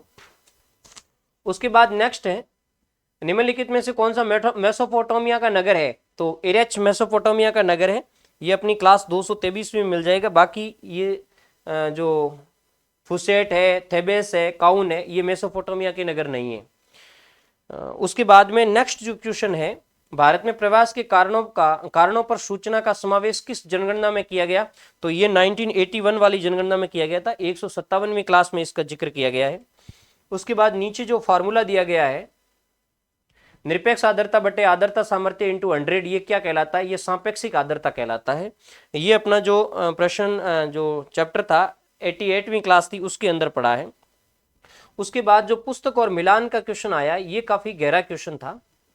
हालांकि इसमें ये प्रश्न, ये चर्चित किताब है अनस्टेबल अर्थ, ये स्टीयर्स की किताब है, जो काफी अच्छी तरीके से नेट के एग्जामों में कई बार पूछी गई है। इसके अलावा एन आउटलाइन ऑफ जियोमॉर्फोलॉजी, ये वुलरिज और मॉर्गन की किताब है। एन आउटलाइन ऑफ जियोमॉर्फोलॉजी, ये वुलरिज और मॉर्गन की है। The surface history of the earth, ये जॉली की किताब है, ये भी काफी चर्चित किताब है। लेकिन ये प्रश्न इतना टफ था कि इन तीनों से भी नहीं निकलता था। उसके बाद में जो अर्थ डायनेमिक सिस्टम है, ये बुक, ये अर्थ डायनेमिक्स सिस्टम, ये इस हैम्बलिन की पुस्तक है। और उसके बाद प्रिंसिपल ऑफ जियोलॉजी, ये वाटर्स और वुडफोर्ड की है। थार्नबरी की पुस्तक भी है, सॉरी लियोल की पुस्तक भी है, लेकिन यहाँ वाटर्स और वुडफोर्ड के संदर्भ में आएगा। 3 नंबर आपका विकल्प सही होगा, ये ए में 3, बी में ये वाला हो जाएगा। ओके, उसके बाद नेक्स्ट क्वेश्चन पे आए। हाँ, 116वां जो क्वेश्चन था, वेबर के अनुसार किसी भी पदार्थ या उत्पाद हेतु समान परिवहन लागत की रेखा क्या कहलाती? विद्यार्थियों, ये कंफ्यूज करेगा प्रश्न, क्योंकि इसमें सीधा सीधा देखें ना, यहां इक्वल ट्रांसपोर्ट कॉस्ट, ऐसी कंडीशंस में आइसोडा पेन की तरफ जाना चाहिए। वैसे आइसोडा पेन के लिए शब्द आता है इक्वल एक्सपेंसेस लाइन, लेकिन ये इक्वल ट्रांसपोर्ट कॉस्ट पूछ रहा है, इधर ये कह रहा है पदार्थ और उत्पाद, तो थोड़ा सा मुझे कंफ्यूज लग रहा है ऐसी कंडीशंस में। बट मैं पहली तरफ आइसोडा पेन की तरफ जाऊंगा, फिर एग्जामिनर इसको आइसोटेम्स की दृष्टि से देखता है क्या। एक्चुअल में मैं आपको स्लाइड में बताऊंगा। आइसोटेम्स वो होती है जैसे 2 स्थान हो गया, एक मार्केट हो गया और एक कच्चा माल हो गया। तो कच्चे माल के चारों ओर जो समान एक्सपेंसेस की लाइन, सॉरी समान जो ट्रांसपोर्ट कॉस्ट की लाइन खींची जाती है वो आइसोटेम्स होती है। और इधर मार्केट के चारों ओर जो लाइन खींचेगी वो भी आइसोटेम्स होगी। और जहां आइसोटेम्स और दोनों जो पैलेसेज है उनकी आइसोटीम्स है वो क्रॉस करती है, उनको एक पर्टिकुलर डॉट्स के द्वारा मिलाते हुए जो लाइन खींची जाती है, जहां इक्वल एक्सपेंसेज आती है या इक्वल ट्रांसपोर्ट कॉस्ट आती है, वो आइसोडापेन मानी जाती है। तो ऐसी कंडीशंस में एग्जामिनर का पहला फर्स्ट ऑफ व्यू है वो आइसोडापेन्स की तरफ होना चाहिए, बट मैं इसको आरपीएससी पे छोड़ देता हूं। मेरी दृष्टि से आइसोडापेन है, उसके बाद में मे भी पॉसिबल आइसोटीम्स भी हो सकता है। उसके बाद में नेक्स्ट, राजस्थान के कृषि जलवायु प्रदेश में 3B के अंदर सम्मिलित है। ये इजी प्रश्न था 3B वाला। इसमें भरतपुर, अलवर और धौलपुर वाला ये सही बैठेगा, अलवर, भरतपुर, धौलपुर। भारत में मृदा सर्वेक्षण विभाग ये 1956 है। उसके बाद रीटर वाला प्रश्न पूछा, रीटर के संदर्भ में निम्नलिखित कथनों पर विचार कीजिए। ईश्वर उद्देश्यवादी विचारधारा बिल्कुल सही है। भूगोल का मानव केंद्रित दृष्टिकोण सही है। शुद्ध भूगोल का समर्थक, ये गलत है, ये शुद्ध भूगोल का समर्थक नहीं था। लैंडर कुंडे की अवधारणा इसने दी, बिल्कुल सही है। तो इसमें ए बी और डी राइट होगा, ए बी डी राइट होगा। ये जो अपनी क्लास है 13वीं, उसके अंदर इसको सम्मिलित किया गया है। ये नेक्स्ट है चंबल 65 और मंगला, ये तो गेहूं की किस्में हैं। उसके बाद नेक्स्ट जो क्वेश्चन है, निम्नलिखित में से कौन सी भूआकृति प्रवाहित जल के द्वारा निर्मित होती है? तो प्रवाहित जल के द्वारा निर्मित होने वाली नहीं होती है ना, प्रवाहित जल के द्वारा निर्मित होने वाली आकृति नहीं है। उस आकृति में कैनियन की बात करें तो ये तो घाटी, वी आकार की घाटी का गहरा रूप है। टारन झील है, ये हिमानी के द्वारा बनती है। जब सोपानाकार हिमानी होती है तो उसमें सोपान वाले जो बड़े भाग है उसके अंदर जो मोटी मोटी झीलें बन जाती है उसको हम टारन, ये सोपानाकार हिमानी नहीं, वो जो ऊपर हिमगैवर बनता है ना, एक कुर्सीनुमा आकृति बनती है, उसके गहरे गड्ढे में जब पानी इकट्ठा हो जाता है तो उसको टॉरन झील कहते हैं। बाकी गार्ज और अवनमित कुंड ये तो इनके है ही। और ये अपना जो चैप्टर है ये आपको 63वीं क्लास में मिल जाएगा, 63वीं में। उसके बाद में नेक्स्ट क्वेश्चन की तरफ ले, निम्नलिखित में से कौन सा युग्म खनिज और खनन क्षेत्र से सही सुमेलित है? ये बिल्कुल सिंपल प्रश्न था। पेट्रोलियम लूनेज ये है, कोयला बसिन ये गलत है, ये बेसिन नहीं है, बसिन है। बसिन पेट्रोलियम का है। लोहा सिंगरौनी गलत है, सिंगरौली कोयले के लिए है। बाक्साइड गुरु महिसानी गलत है, ये लोहा एस के लिए। तो इसमें ये पेट्रोलियम लूनेज आपका सही होगा। और ये अपना टेस्ट नंबर 17 के अंदर है, 41वां क्वेश्चन है ये।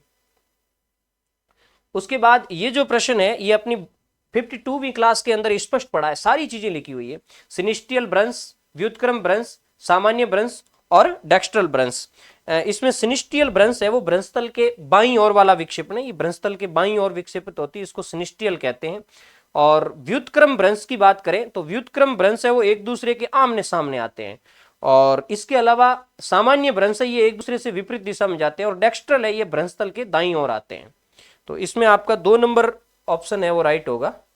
ये आप इसको पूरी स्लाइड को देख लेना, ये राइट होगा। वैसे मैं आपको पुनः बता देता हूं, डेक्स्ट्रल दाईं तरफ है, सिनिस्टियल बाईं तरफ है। व्युत्क्रम भ्रंश है वो एक दूसरे के आमने सामने है और सामान्य भ्रंश है ये एक दूसरे के विपरीत है। उसके बाद नेक्स्ट है, निम्नलिखित में से कौन सा कृषि प्रदेश विश्व में शराब और वाइन उद्योग के हृदय क्षेत्र के रूप में? तो ये तो बहुत चर्चित है, खट्टे फलों की जहां खेती होती है वो भूमध्य सागरीय प्रदेश वाला, तो इसमें भूमध्य सागरीय कृषि आएगी। नेक्स्ट है रुको और जाओ। रुको और जाओ नियतिवाद के प्रतिपादक थे, तो इसमें ग्रिफिथ टेलर आपका राइट होगा, गो एंड स्टॉप वाला। ये दोनों ही प्रश्न मैं आपको बता दूं, वाइन वाला ये भूमध्य सागरीय कृषि वाला 135वीं क्लास है और 131वीं क्लास में गो एंड स्टॉप वाला आपको मिल जाएगा। ठीक है, इसके अलावा नेक्स्ट क्वेश्चन पे आए, क्षेत्र एकरूपता सिद्धांत के प्रतिपादन में सहयोग करने वाले भूगोलवेत्ता है। तो देखो इसमें जॉन्स है, विटलसी है, आर्टसन और गॉटमैन है, ये 1 नंबर राइट होगा। ये अपनी 241वीं क्लास के अंदर है। उसके बाद में नेक्स्ट जो क्वेश्चन है, मंगलम सीमेंट अवस्थित है, ये मोडक कोटा के अंदर है और ये बहुत सिंपल था। नेक्स्ट है, निम्नलिखित में से कौन सा लक्ष्य नई जो हमारी एजुकेशन पॉलिसी पॉपुलेशन पॉलिसी है 2000 उससे संबंधित है? 14 वर्ष तक के बच्चों को अनिवार्य शिक्षा, ये भी है। गर्भावस्था से संबंधित महिला मृत्यु दर को 100% से कम करना, ये भी है। और कम से कम 80% जनन को चिकित्सालयों तक पहुंचाना, ये भी। और कुल उत्पादकता दर को 2.1 करना, ये भी है। इसका मतलब ये चारों ही विकल्प इसमें राइट है। 237वीं जो अपनी क्लास है उसमें ये मिल जाएगा। उसके बाद नेक्स्ट जो प्रश्न है, प्रजाति नस्ल को प्रकट करती है न कि सभ्यता को, ये कथन किसका है? ये कथन जीटी टेलर का है। 160वीं क्लास के अंदर ये आपको मिल जाएगा। उसके बाद में नेक्स्ट जो क्वेश्चन है, ट्रांस कैनेडियन रेल मार्ग के प्रमुख नगर जो पूर्व से पश्चिम की ओर सही अनुक्रम, मैंने बार बार बताया था ट्रांस साइबेरियन और ट्रांस कैनेडियन, इन दोनों ही के मार्गों को आप अच्छी तरीके से पढ़ लेना। इनका पूर्व पश्चिम और पश्चिम से पूर्व और पश्चिम से पूर्व दोनों, पूर्व से पश्चिम दोनों क्रम देख लेना। इसमें ये राइट होगा। सबसे पूर्व की बात करा, ये पूर्व से पश्चिम। वैसे ये हैलिफैक्स से वैंकूवर के बीच में जाती है। पहले हैलिफैक्स आएगा, फिर क्यूबेक आएगा, फिर विनीपेग और फिर वैंकूवर आएगा। ये 143वीं क्लास के अंदर पढ़ा है, वहां जाकर के आप इसका आंसर ले सकते हैं। नेक्स्ट जो अपना क्वेश्चन है, जनगणना 2011 के अनुसार निम्नलिखित में से किन राज्यों में दशकीय जनसंख्या वृद्धि दर 10% से कम अंकित हुई? बहुत सिंपल प्रश्न था। गोवा और केरल इसमें राइट है। ये जो इंडिया की 35वीं क्लास है वहां आपको मिल जाएगा। उसके बाद निम्नलिखित में से किस राज्य में सर्दियों में बाढ़ आती है? इसमें आपका तमिलनाडु राइट होगा। ये क्लास नंबर 37 के अंदर आपको मिल जाएगा। उसके बाद में नेक्स्ट क्वेश्चन है, वेबर के अतिरिक्त अन्य किस भूगोलवेत्ता ने औद्योगिक अवस्थिति के लिए अवस्थिति त्रिभुज प्रस्तुत किया? ये थोड़ा सा बाहर से आया हुआ क्वेश्चन है, इसमें इजार्ड आपका राइट होगा। उसके बाद नेक्स्ट क्वेश्चन पे आए, निम्नलिखित कथनों पर विचार कीजिए, नीचे दिए गए कूट का सही उत्तर दीजिए। भारतीय मानसून की उत्पत्ति के संबंध में तापीय विभेदन की संकल्पना हेली के द्वारा दी गई। बिल्कुल ये कथन सही है। तापीय विभेदन की संकल्पना भारतीय मानसून की उत्पत्ति को समझाती है, ये भी सही है। और वो एक्चुअल में ये देखे तो ये एक तरह की व्याख्या भी करता है कि ये मानसून विभेदन है, ये संकल्पना हेली ने दी, ये सही है। और ये हेली ने क्यों दी? ये मानसून को समझाने के लिए ही दी थी, तो ये कारण भी इसका सही होता है। तो ये 1 नंबर आपका विकल्प है, ये सही बैठेगा। ये अपनी क्लास है 268वीं, उसके अंदर ये स्पष्ट पड़ा है। उसके बाद हेलेनिक प्लेट स्थित है, ये भूमध्य सागर के आसपास वाली, ये थोड़ा सा गहरा प्रश्न है। उसके बाद नेक्स्ट आ जाएं, पी सेन गुप्ता और गैलिना सदासियुक ने भारत को कितने प्रमुख संसाधन प्रदेशों में विभक्त किया? तो इसमें आपका 7 राइट होगा। ये 222वीं क्लास के अंदर आपको मिल जाएगा। नेक्स्ट है, निम्नलिखित में से किस विचारधारा को भूदृश्य का जीवन चरित्र माना जाता है? काफी कठिन प्रश्न था। भूदृश्य का जीवन चरित्र, इसमें अस्तित्ववाद सही होगा। ये अपनी 21वीं क्लास के अंदर पढ़ा है। नेक्स्ट है, विलास और लासी किसकी सहायक नदियां हैं? ये पार्वती की सहायक नदियां हैं। ये अपनी 8 नंबर की, जो राजस्थान की 8 नंबर की क्लास है, उसके अंदर ये आपको मिल जाएगा। उसके बाद नेक्स्ट है, राजस्थान में हम्मादा मरुस्थलीय प्रदेश की सेलें निम्नलिखित में से किस भूगर्भीय काल की है? ये थोड़ा सा टफ प्रश्न है, गहरा प्रश्न है, क्योंकि मरुस्थल में कई कालों की चट्टानें पाई जाती है। लेकिन जब हम हम्मादा की बात करें, चट्टानी मरुस्थल की बात कर रहा है, ये पोखरण और उसके आसपास का एरिया है, और कुछ फलोदी का क्षेत्र भी इसमें आता है। तो जहां तक मेरे हिसाब से कार्बोनिफेरस और पर्मियन काल होना चाहिए। ठीक है, इसके अलावा इसमें जुरेसिक काल के सिंबल भी है और लेटेस्ट इयोसिन काल के सिंबल भी है।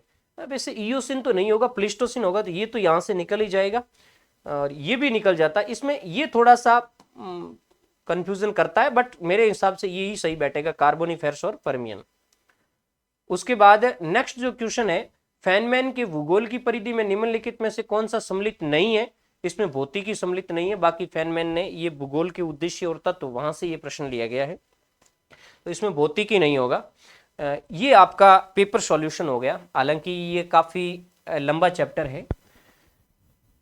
अभी पेपर सॉल्यूशन के जस्ट बाद में मैं एक एस्पेक्ट कट ऑफ पर भी वीडियो ला रहा हूँ, सेशन लेकर के आ रहा हूँ।